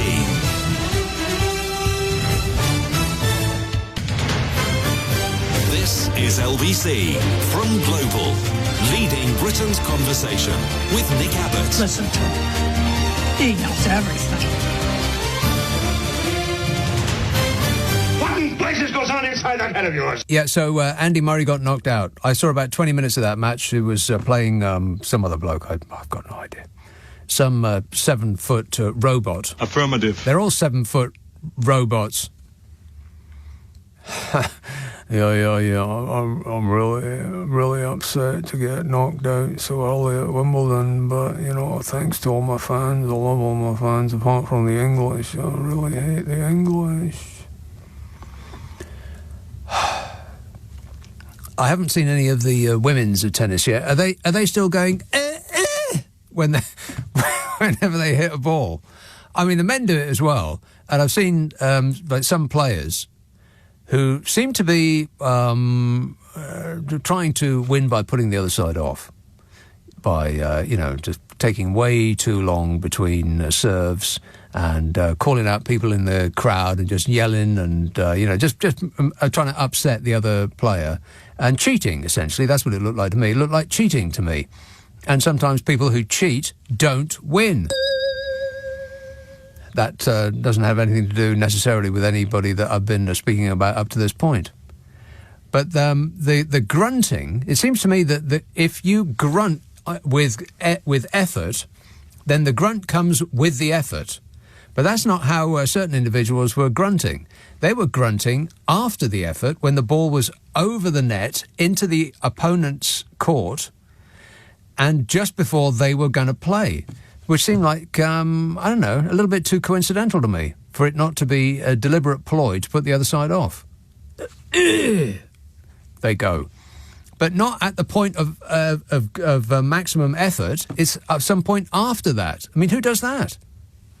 unless it's deliberately trying to put the other side off. But like I said, I haven't seen any of the women's tennis yet because, they'll probably blow my speakers. They go. It's just ridiculous. Somebody should put a stop to that. Maybe they already have.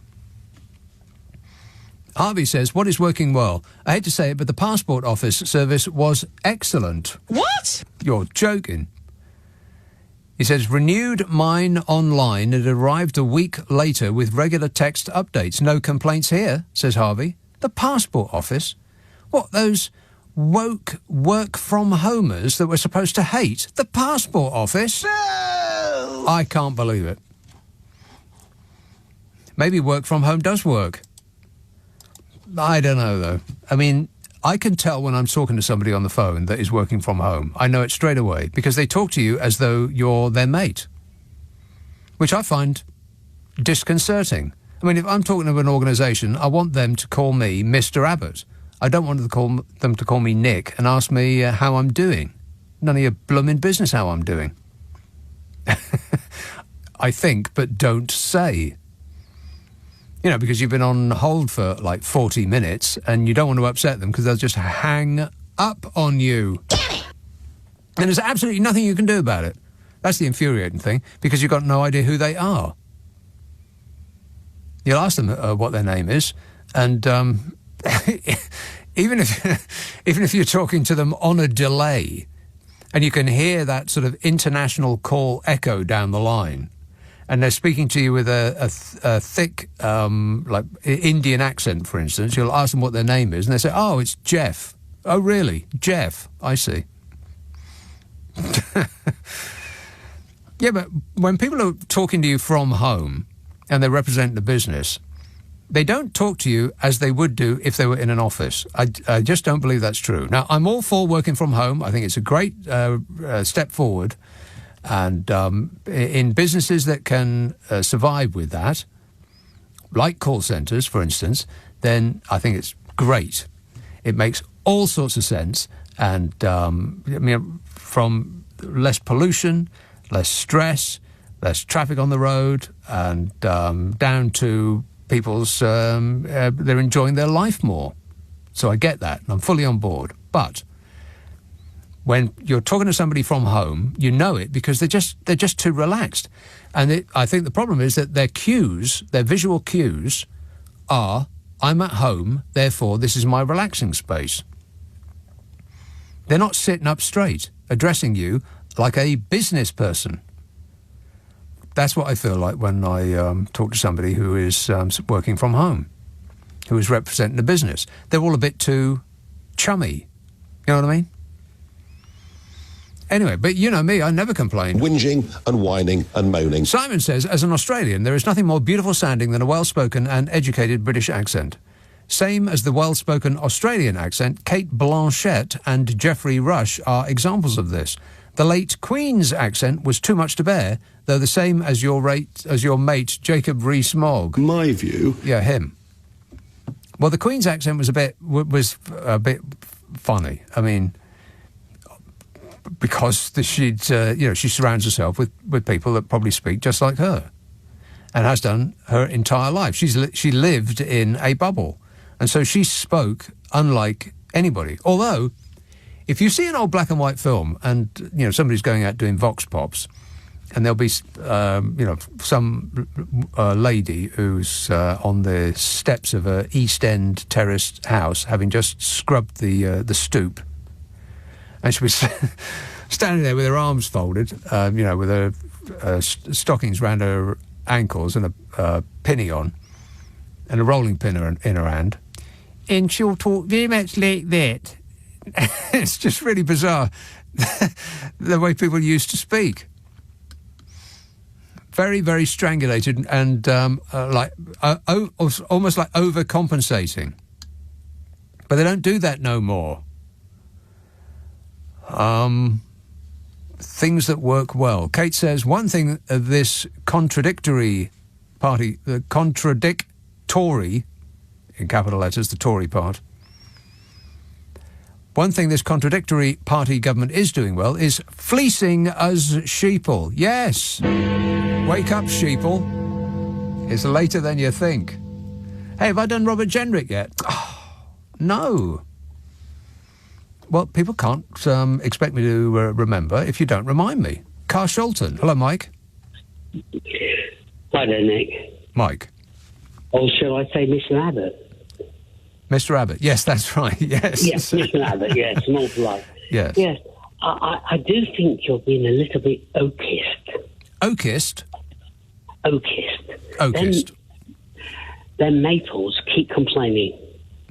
Well, maples are a blooming nightmare. I mean, they look okay as long as you don't have to live under one. Yeah, but every time they complain that they don't get enough sunshine from the oaks. Right. Well, I wouldn't mind oaks so much. It's because they don't. Do they leak sap like a leaky tap? They don't, do they? Or do they? Well, I don't know, but after all that, so like Rush back in 1976 said that all the trees are going to have to pay the price by the chainsaw or the axe. Right. Rush said that, did they? Yes, I think they did. The song Trees, 1976. Right. Yeah, I never really got on with Rush. It's, I don't know, they rub my fur up the wrong way. I think I just can't stand Geddy Lee's voice. Yeah, I understand. It's a bit squeaky, isn't it? Yeah, a little bit squeaky, yeah. I mean, John Anderson is about as high as I'll go. And that's where my limit is. I draw the red line there. Yeah, well, at the end of the day, just take a chainsaw to them. Right, OK. Good work. Thanks a lot, Mike. Don't take no chainsaw to no oak. Otherwise, big trouble. Huge. Sally says, I think I've had it with wildlife. It's one thing for my garden to look like the Battle of the Somme every morning when I've had to replant my echinaceas. Spelt wrong. How do I know it's spelt wrong? Because there's a C in there that ain't actually there. Otherwise, I'd have no idea. She says, it's one thing for my garden to look like the Battle of the Somme every morning when I've had to replant my echinaceas for the third time only to find the bloomin' badgers have dug them up. And, oh, really? Oh, that's awful. Right, what, right there in your garden? Disgusting. Not only once, but twice. In the planter. What? Oh, really? It's nature's equivalent of a middle finger, says Sally. Well, those badgers need correcting. But that's probably against the law as well, isn't it?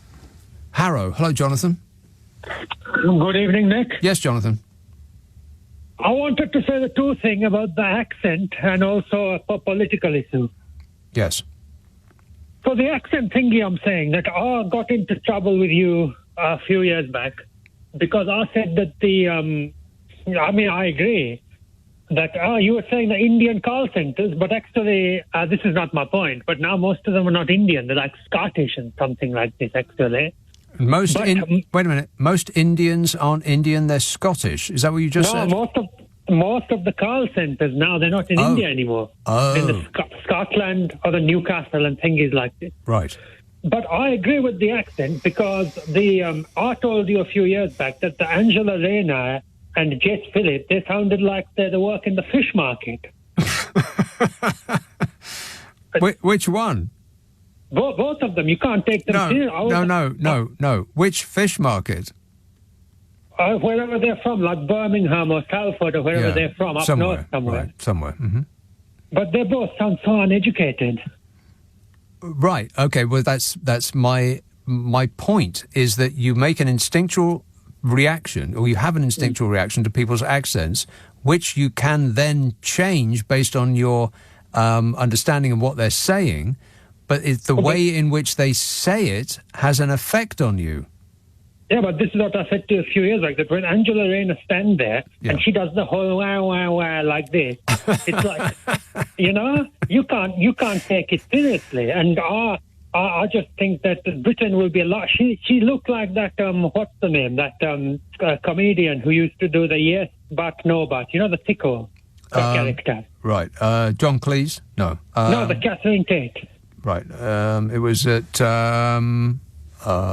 Eddie Izzard. But the second point is that they sound like sickos. The second point I was going to say is that it's sort of linked to the accent, this political correctness that is suffocating us. Yeah. This country, nothing worked no more. I was trying to get a visa to leave, but again, the offices were closed. So I was in London last weekend for a Gays Pride March. Not for the march, I was just there by coincidence. Right, you were just hanging around looking at a lot of hot young men. Yes, go on. Listen to me. And then... No, listen, I'm being serious. There was two, I'm not racist, but two... yeah, one of my favourite phrases, I'm not racist, but... Warning! Go on. No, there were two chaps recently arrived. They said they were from Algeria, and they were having a go at this young woman, like harassing her and saying, give me your number, this, that, and the other. Yeah. And all of these wokey middle-class types, and I'm not saying... No, not the wokey-cokey. Okie-dokie. There were old people, young people, gays and non-gays, and they were all wearing the little T-shirts saying, be kind. None of them did nothing. And I said to the Algerians, I went, hey, you do nothing. Oh, blimey, you all right? Are you okay? Oh, this is the banging again. But the point is... No, listen to me. No, listen. Now, wait a minute. No. Okay, hang on. Your neighbours are banging on the wall again, telling you to keep it down. Yeah, but I'm saying that in this country, people wear the little gay pride hat and say we are kind. But when an Algerian chappie harasses an English woman, he almost tried to hit me, but I'm quite fat, so he couldn't. You're quite fat, so he couldn't hit you? Or did you say fast? No, because I'm quite big, and he was a young chappie. Right. And but I stand up. I believe in the justice, and that is why I tried to get through to the James O'Brien about the Robert generic thing also, because this government who I helped to vote in, because I thought Jeremy Corbyn was the anti-Semitism, and I did. I believe all of it, and now I've got nothing left, and they won't even let me get a plane to leave the country. Right, they won't even let you get out. Blimey, it's like being in prison. Good grief. Could it possibly get any worse than that?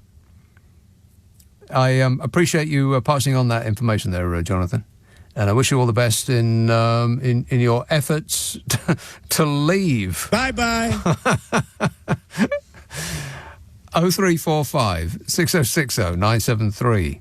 Text 84850. Email nick@lbc.co.uk. If you're on Twitter, it's @LBC. Friday, Saturday, Sunday night at 10. Nick Abbot. Leading Britain's conversation. Nick Abbot. Alexa, send a comment to LBC. Oh, I forgot I was supposed to do a thing. This is absolute tosh. Yes, or... Everything is going extremely well. Wow, I had to hit that 3 times before it appeared, as though by magic. Everything is going extremely badly. Birmingham, hello, Linda. Hello, Nick. Linda. Yeah, so this is my second time calling in to you. The first time I was having a very passionate rant about Boris Johnson. Boris Johnson? And, yeah. Wait a minute. Mm-hmm. To the fact that you asked me to take some deep breaths. I'm not quite so emotional tonight. Okay. But, before I make my point, I just wanted to give a little pushback on the agile working from home thing. Yes. So I'm a professional, and a professional what? Pandemic. A professional what? Person. It's a bit complicated. You're a professional person. I'm a professional person. I work for local government. Oh yes. And I'm what's called a best interest assessor for deprivation of liberty safeguard. So it's a bit of a mouthful, but I think it's you're everything that the Daily Mail hates. Everything. I have no idea what it is that you just said, but it sounds pretty wokey cokey to me. Okie dokie. Go ahead. So we're all about human rights and the Human Rights Act and, preserving people's rights. So, yes, absolutely, the antithesis of what the Daily Mail would want. Enemy of the people, you are. Exactly. So pre-pandemic, I was going into the office twice a week and agile working, and now I'm going into the office once a week. Right. But I would say categorically, if anyone listened to me at home when I was doing my work, you would not know whether I was in the office or at home. I don't know. Just a little pushback from that. Because I'm not sure about that, Linda. Well, I know you're not sure, Nick, but I can guarantee no one would know where I was working. Well, because you're a professional. Yes, we've established that already. You are a professional person. I must be talking about people who aren't very professional in their outlook. They just get a bit too relaxed. I think that's even with their best face on. You sit in your kitchen all day long and you answer the phone and you're not mentally in the office. You're mentally in your kitchen because that is where you are and that is your safe space. That's your relaxed space. So I think it comes across on the telephone. It depends how professional you are. Right. How professional are you, Linda, on a scale of 1 to 10? Well, I am 10. 10? Wow. 10. Yeah. So just a little pushback on that. But my point and reason for phoning in is because I'm very concerned that the Labour Party at the moment are starting to implode. You know, John McDonnell and the likes. I mean, I can categorically say the only reason I started subscribing to Labour financially is because of Jeremy Corbyn. Right. I mean... Well, you're not alone there. What would have happened if Jeremy Corbyn had got in? Well, I think it would be a better country. Exactly. But, you know, despite all of that, being electable has to be the priority and compromises have to be made. It depends what you mean by being electable. Does being electable mean that you have to ingratiate yourself with the offshore billionaire media barons who do like to think that they pick the next leader of the country? Well, it's difficult, you know, when compromises have to be made. Personally, I think, you know, we have to do whatever we have to do to get Labour back in power. But hang on a minute, if that means that you really can't tell the difference between the Labour Party and the Conservative Party, if life will stay the same, if they don't have any radical policies to change the direction of the country, then I don't really see the point. Well, it is difficult. I think when Blair came in, there at that time there was a great sort of optimism for what may or may, you know, things can only get better. Yeah. I remember that day, and we were full of optimism. Oh, yes, we were sorely disappointed. Well, apart from the war thing, which everybody goes on and on and on about, and you know, there are no political parties that are innocent of taking us to a war that should never have happened. But apart from that, if that hadn't happened, then actually some positive changes were being made, but they were obliterated by what happened with the... Well, I'll tell you what, it's extraordinary to look back and to read how positively people reflected on the NHS. I mean, the waiting times were at an historic low. People's ratings of the NHS were at an historic high. Outcomes were improved. We were the number one health service ranked on, not number one on every category, but overall the number one in the world. And then 13 years later, something happened in those 13 years that turned it around completely. Demolished everything. So all the good things that were achieved were obliterated by the next Conservative government, and by the fact that we can't forget the elephant in the room of the illegal war and you know, the devastation of that. Yeah, but we should forget that because that's not really what we're talking about. I mean, illegal wars happen all the time. Most wars are illegal. But just my point about Keir Starmer and the risk of the Labour Party imploding on itself, and the John McDonnell and the associates of Jeremy Corbyn. Look, that approach didn't work. It didn't. This is why I brought up the media barons. It didn't work because they decided, the offshore billionaire media barons decided that they could not allow this person to become the leader of the country for their own selfish reasons. You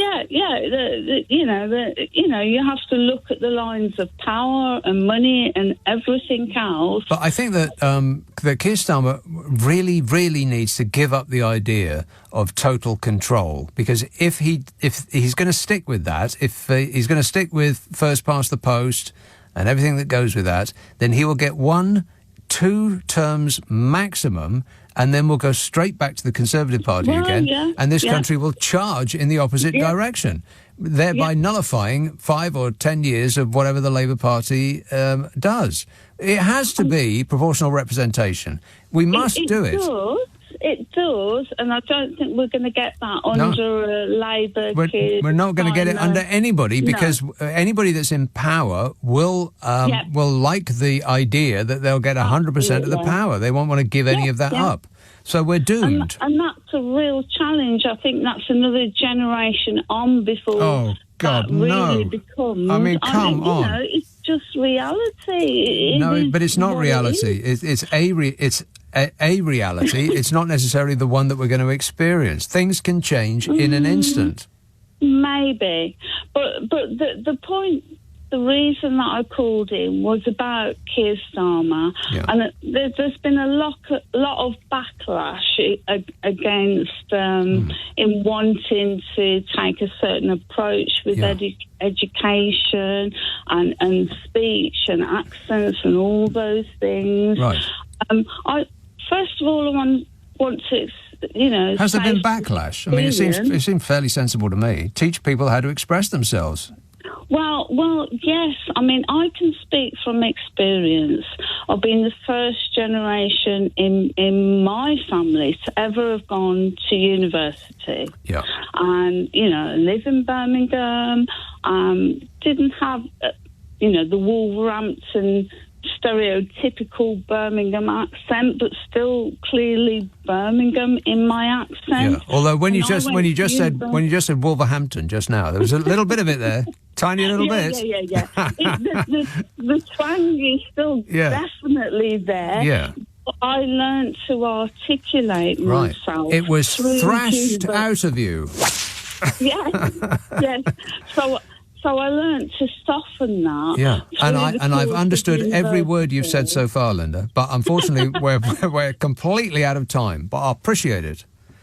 It makes sense to me. Keir Starmer wants lessons for children to help them enunciate clearly and express themselves, which is what private schools do.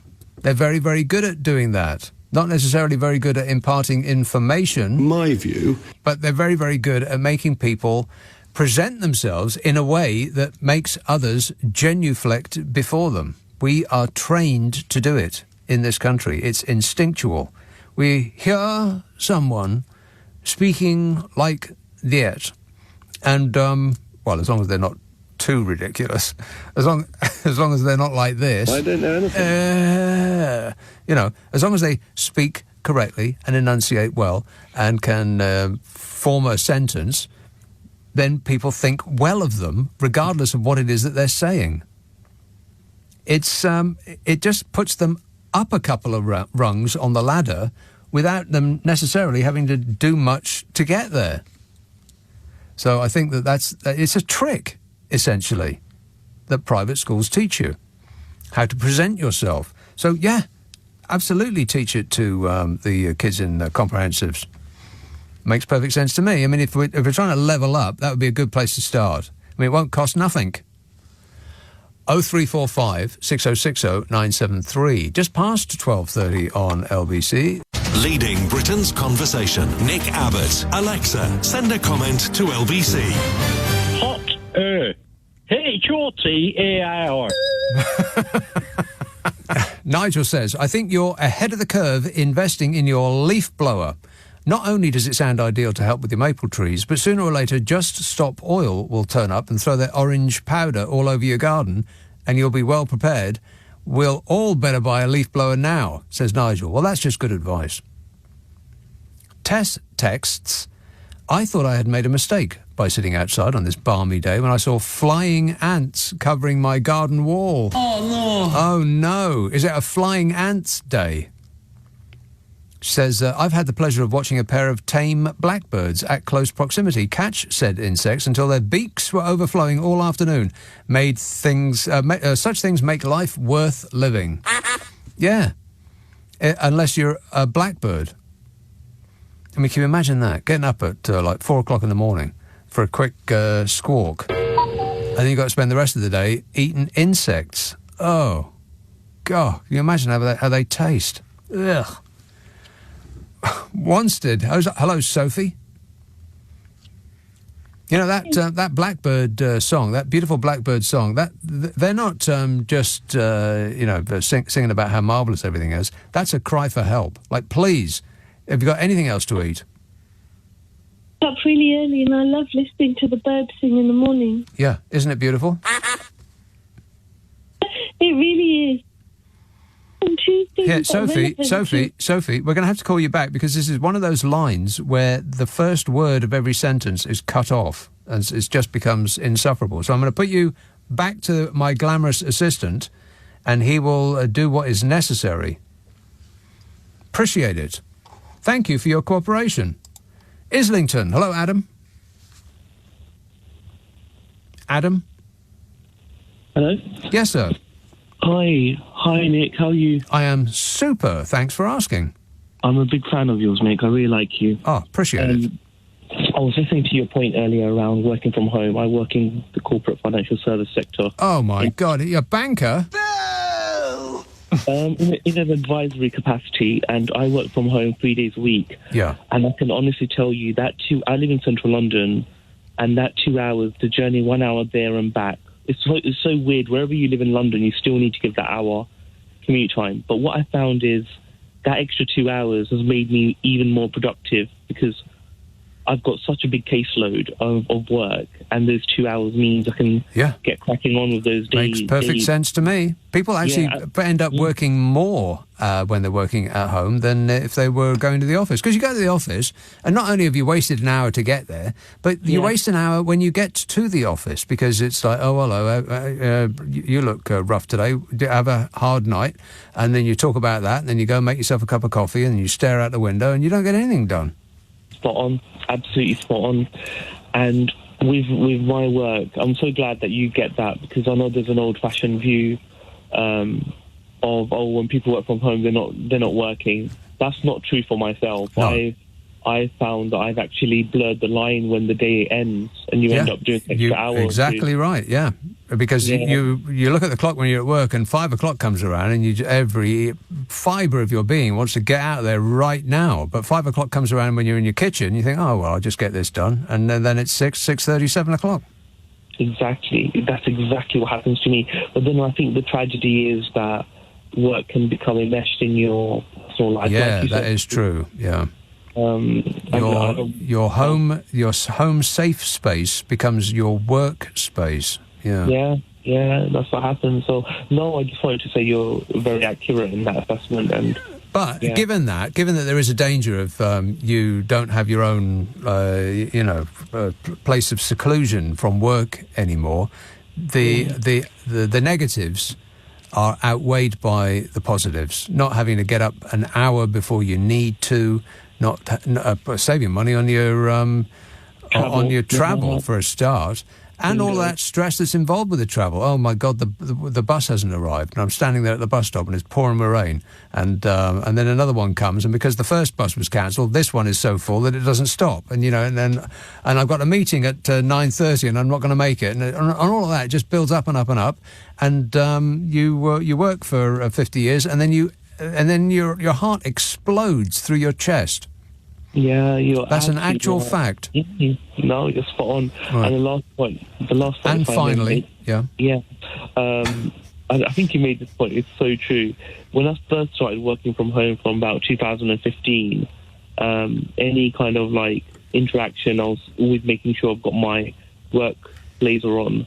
And now, like today, I was speaking to, if it's my own colleagues or internal parties, and like I've got my fire trap top on, and I just don't care what I look like. Right. So it has happened, but if I'm speaking to external clients, I will always put on a jacket. Yeah, always put on a jacket, and maybe something, beneath the jacket as well. I mean, not just the jacket, surely. Disgusting. I mean, really. just as long as you don't stand up on a Zoom call. All right, thanks a lot, Adam. 0345 6060 973. Nobody wants to see that, Adam. Put it away. Martin says, I don't like the way it's become increasingly popular to drop the letter T from certain words like narrative and creative. Now we get narrative and creative. It's painful to hear and must take a monumental effort to remember to do it every time. Yeah, I think that it's a lack of effort on their part. It's the opposite of that. But I know what you mean. I agree to a certain extent. But it's not as bad as when people say H. That drives me nuts. Ironically, H doesn't have an H in it, apart from at the end. Apart from the one at the end, it doesn't have any H's in it. That's just a fact. East Yorkshire, Mike. Hi, Nick. Yeah, I wasn't going to ring in tonight because I was still furious about the generic thing. And I thought, no. I forgot to do the It's a bit late now. I'll do it tonight. I'll do it Saturday night's show because it's a story that will hang over until then. I mean, it's at least good enough to last the week. It's so great, I can barely believe it. So I'll do it tonight when I come back tonight. Yeah, I'm surprised that how little effect it's actually had because, I mean, you take Smug's head, you find Food Bank rather uplifting. Yeah. But it doesn't affect Food Bank. It hasn't actually had an effect. And you take Cruella saying she dreams of planes taking a fool to Rwanda, but it doesn't have an effect. He ordered those cartoon characters to be painted over, and they were. It has had an effect. Well... I see what you mean. Do you mean the effect of it being painted over or an effect on the public?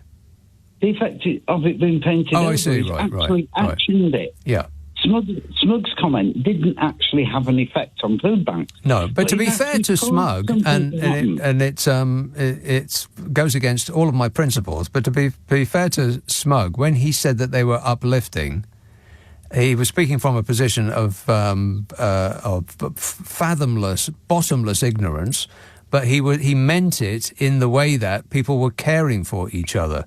Just as long as he personally doesn't have to do any of the caring, he finds that uplifting. I think that was the point that he was making. Yeah, or you could call it fur Christianity, whichever way you want. Yeah.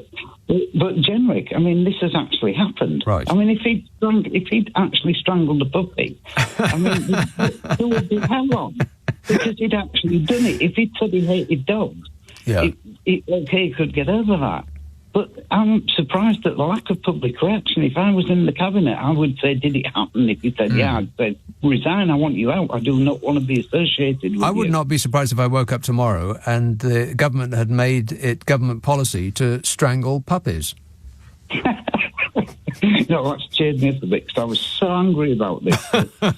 It's such a serious thing. His attitude, I mean, what would happen if he's got a couple of kids? If his kids said, why did you get those cartoon characters painted over? What can he say?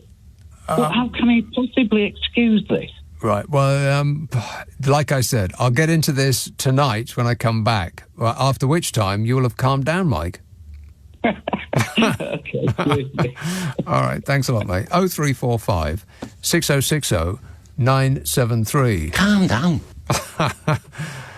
Johnny says, ban private schools. Watch state schools soar as the Mog Sprogs find themselves without glue sticks or books and the funding spigots explode. Yeah. That would be a way to get more money into state education. If you banned private school, and I'm not suggesting that you should, by the way, I'm just saying that if you did, then the money that is spent on state education would go through the roof, because the people who are in charge of the funding spigots would have to send their own kids to a state school. I mean, of course, they would try to funnel maximum amounts of money to those particular schools that are in their own areas, but it would leave a vast pot which would be thrown around all schools. And, you know, they might be able to take asbestos out of their buildings. You know, this was on the front page of the Sunday Times. I don't think it was last weekend, was it? Wasn't it the weekend before? I cannot believe that this country just moved straight past that story. I mean, to me, that was the most incredible front page I think I've ever seen. 10,000 people die because of asbestos in our schools. And I actually can't remember off the top of my head whether it was have died in total or died per year. Doesn't make any difference. Asbestos in our schools is killing people. And the country just didn't even consider it for a moment. We just breezed by as though it didn't happen. It was on the front page of the biggest selling, most important newspaper on a Sunday, so people had plenty of time to read it. It wasn't hidden away inside. It was on the front page. It was the biggest story on the front page. And nobody paid this. It wasn't even given the time of day. Which tells me everything I need to know about how this country is run right now. No one cared. Children. What a way to run a country, eh? Dreadful. 0345 6060 973. Text 84850. Email nicka@lbc.co.uk.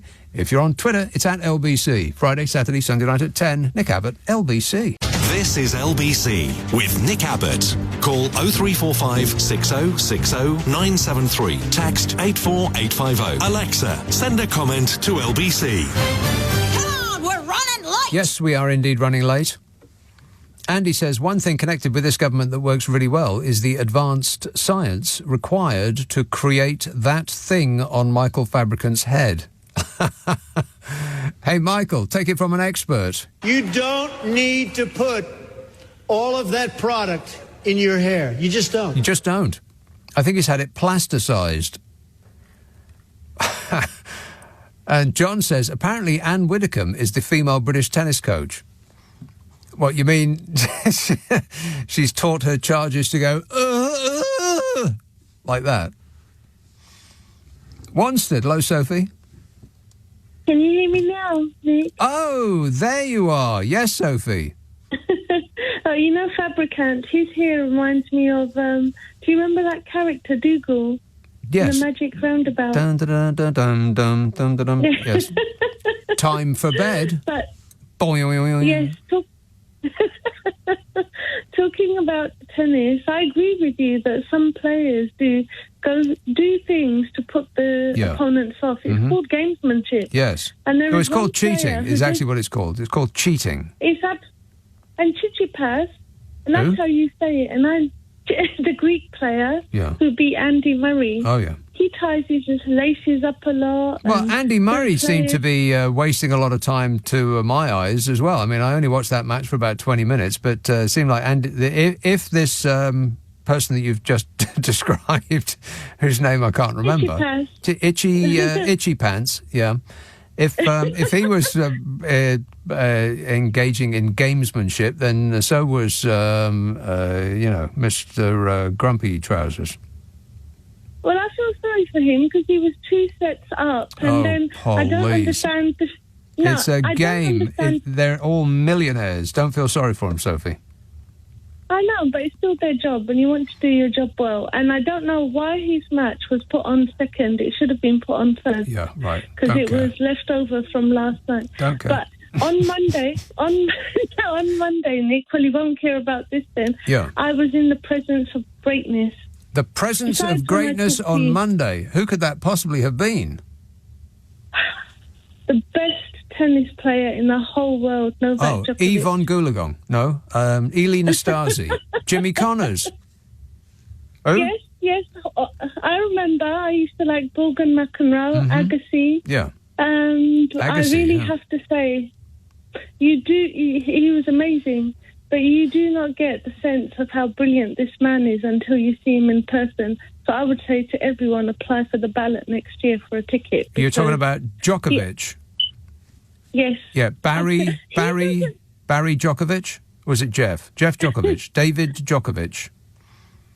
Novak Djokovic. But the thing is, the crowd do tend to wind him up, although they were quite supportive. Well, he got some support on Monday. Yeah. But the thing the crowd don't understand is that just fuels him even more. So if they don't want him to win, they need to stop doing that, because you can tell in his... Well, it's the same as a home crowd at a football game. I mean, they will, express themselves in earthy terms to the opposition team, which can have one of two outcomes. It can either cow the opposition team into failure, or it can invigorate them to go on to great success.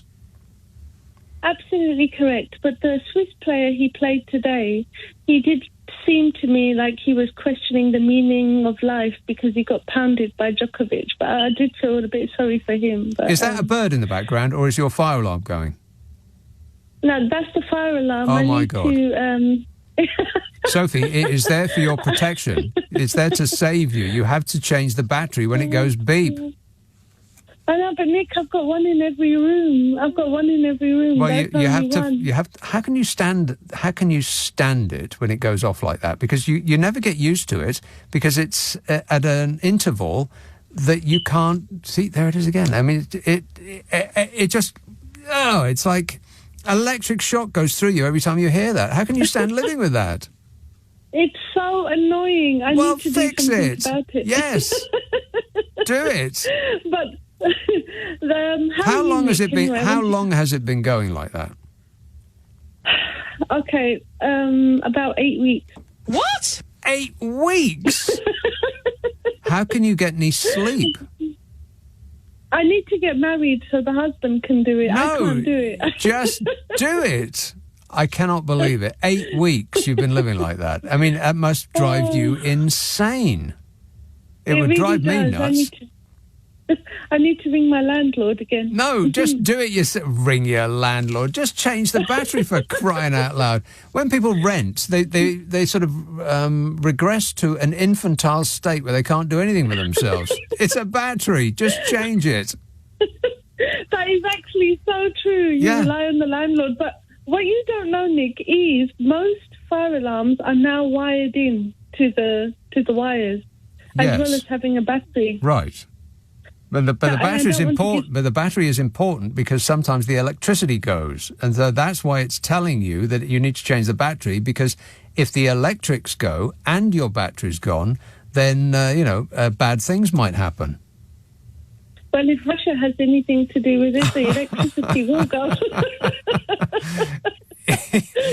Yeah, maybe Russia is starting with you, and then they'll spread their little scheme around the rest of the country, but and you're only encouraging Vladimir Putin by not changing that battery, Sophie. Promise me you'll do it. I promise you I'll do it, and I'll be in my bunker with a hard hat reporting back to you. Okay. Well, if the electricity does go. Okay. All right. Well, I'm looking forward to hearing that report. By the next time we speak, I don't want to hear that thing in the background. There, that's told her. 0345. I'm just trying to help. Am I helping yet? No. Well, trying. 0345 6060 973. St Albans. Steve. Hello. Yes, Steve. Hello, Nicholas. Steve. I'm not going to ask you how you're doing because I know you're absolutely great. I am great, mate. Thank you. Appreciate it. Yeah. Yeah, you're the happiest man on the planet. H-A-P-P-Y-ness. That's me. Yeah, you make me laugh. I tell you what, I can't wait for Friday and Saturday and Sunday to listen to you. Well, thanks, Steve. Yeah, damn right, yeah. And Sophie, the girl you were just speaking to. Yeah. What a lovely lady she is, yes. Well, yes. we don't know that. We can't be absolutely sure. Well, no, not absolutely sure, but, you know, she's part of the programme, I tell you. Yeah. Well, at least she was for the last 5 minutes, yeah. Yeah, it's funny. I like it. Yeah. But? What was I going to say? I have no idea. No, neither have I. What's the topic then? Topic? Any topics going on? Anything at all, Steve. What did you call up to say? Can you remember? No, I did, yeah. I just wanted to say you're fantastic and I can't wait for Friday and Saturdays and Sundays. Right. Well, it's like there's an echo in here. Can't you stay on for all the week? Can't you go every day? Well, yeah, let me think about that for a second. No. It's a big no from me, but thanks for the idea, Steve. 0345 6060 973. Carnforth. Hey, Annie. Hey, Nick. How you doing? Great, mate. Good. I just rung up about when you were saying earlier about absolutely nothing working. Nothing works in this country. No, it doesn't. And I heard you, because I've been a bit distracted tonight because my partner's needed help and things, and I kept hearing bits, and you said something about Ethel and somebody, and I thought you were talking about social care. Is that what you were talking about? Yeah, maybe. Ethel and Fred, yeah. Yes, not working. And I'll just tell you what a little ruse I think that they're up to at the moment, which is really not local authorities' fault. It's just that they've had such big cuts and stuff. But we've just asked for a bit more help, money-wise, for social care. Yeah, we've got like Oliver Twist. Yeah. Could we have some more, please? And they come round and reassess you, and then say, oh, well, actually, we've been giving you too much. What? And I've been hearing this. This has been happening to a few people. And if it does happen to you, you definitely need to get advice, because Age UK have a national helpline, and they also, if you ring their national helpline, they have a specialist helpline just for social care, and they are really, really helpful. Yeah. And also Disability Rights UK, they have a helpline to do with social care that gives you legal advice of what your legal. Because and actually citizens' they can't advice say. Are good for this kind of thing, aren't they? Yes, citizens' advice, but they tend to be absolutely snowed under. Yeah, I'd imagine. At the moment. With yeah, I would imagine, yeah. But one thing they can't say with the Care Act, the 2014 Care Act, which they've said to us, and some numpty of a sort of, well, she's not even a social worker because they have these unqualified ones now. She's actually put it in writing in an email to her, which I asked her to do, and she willingly did it.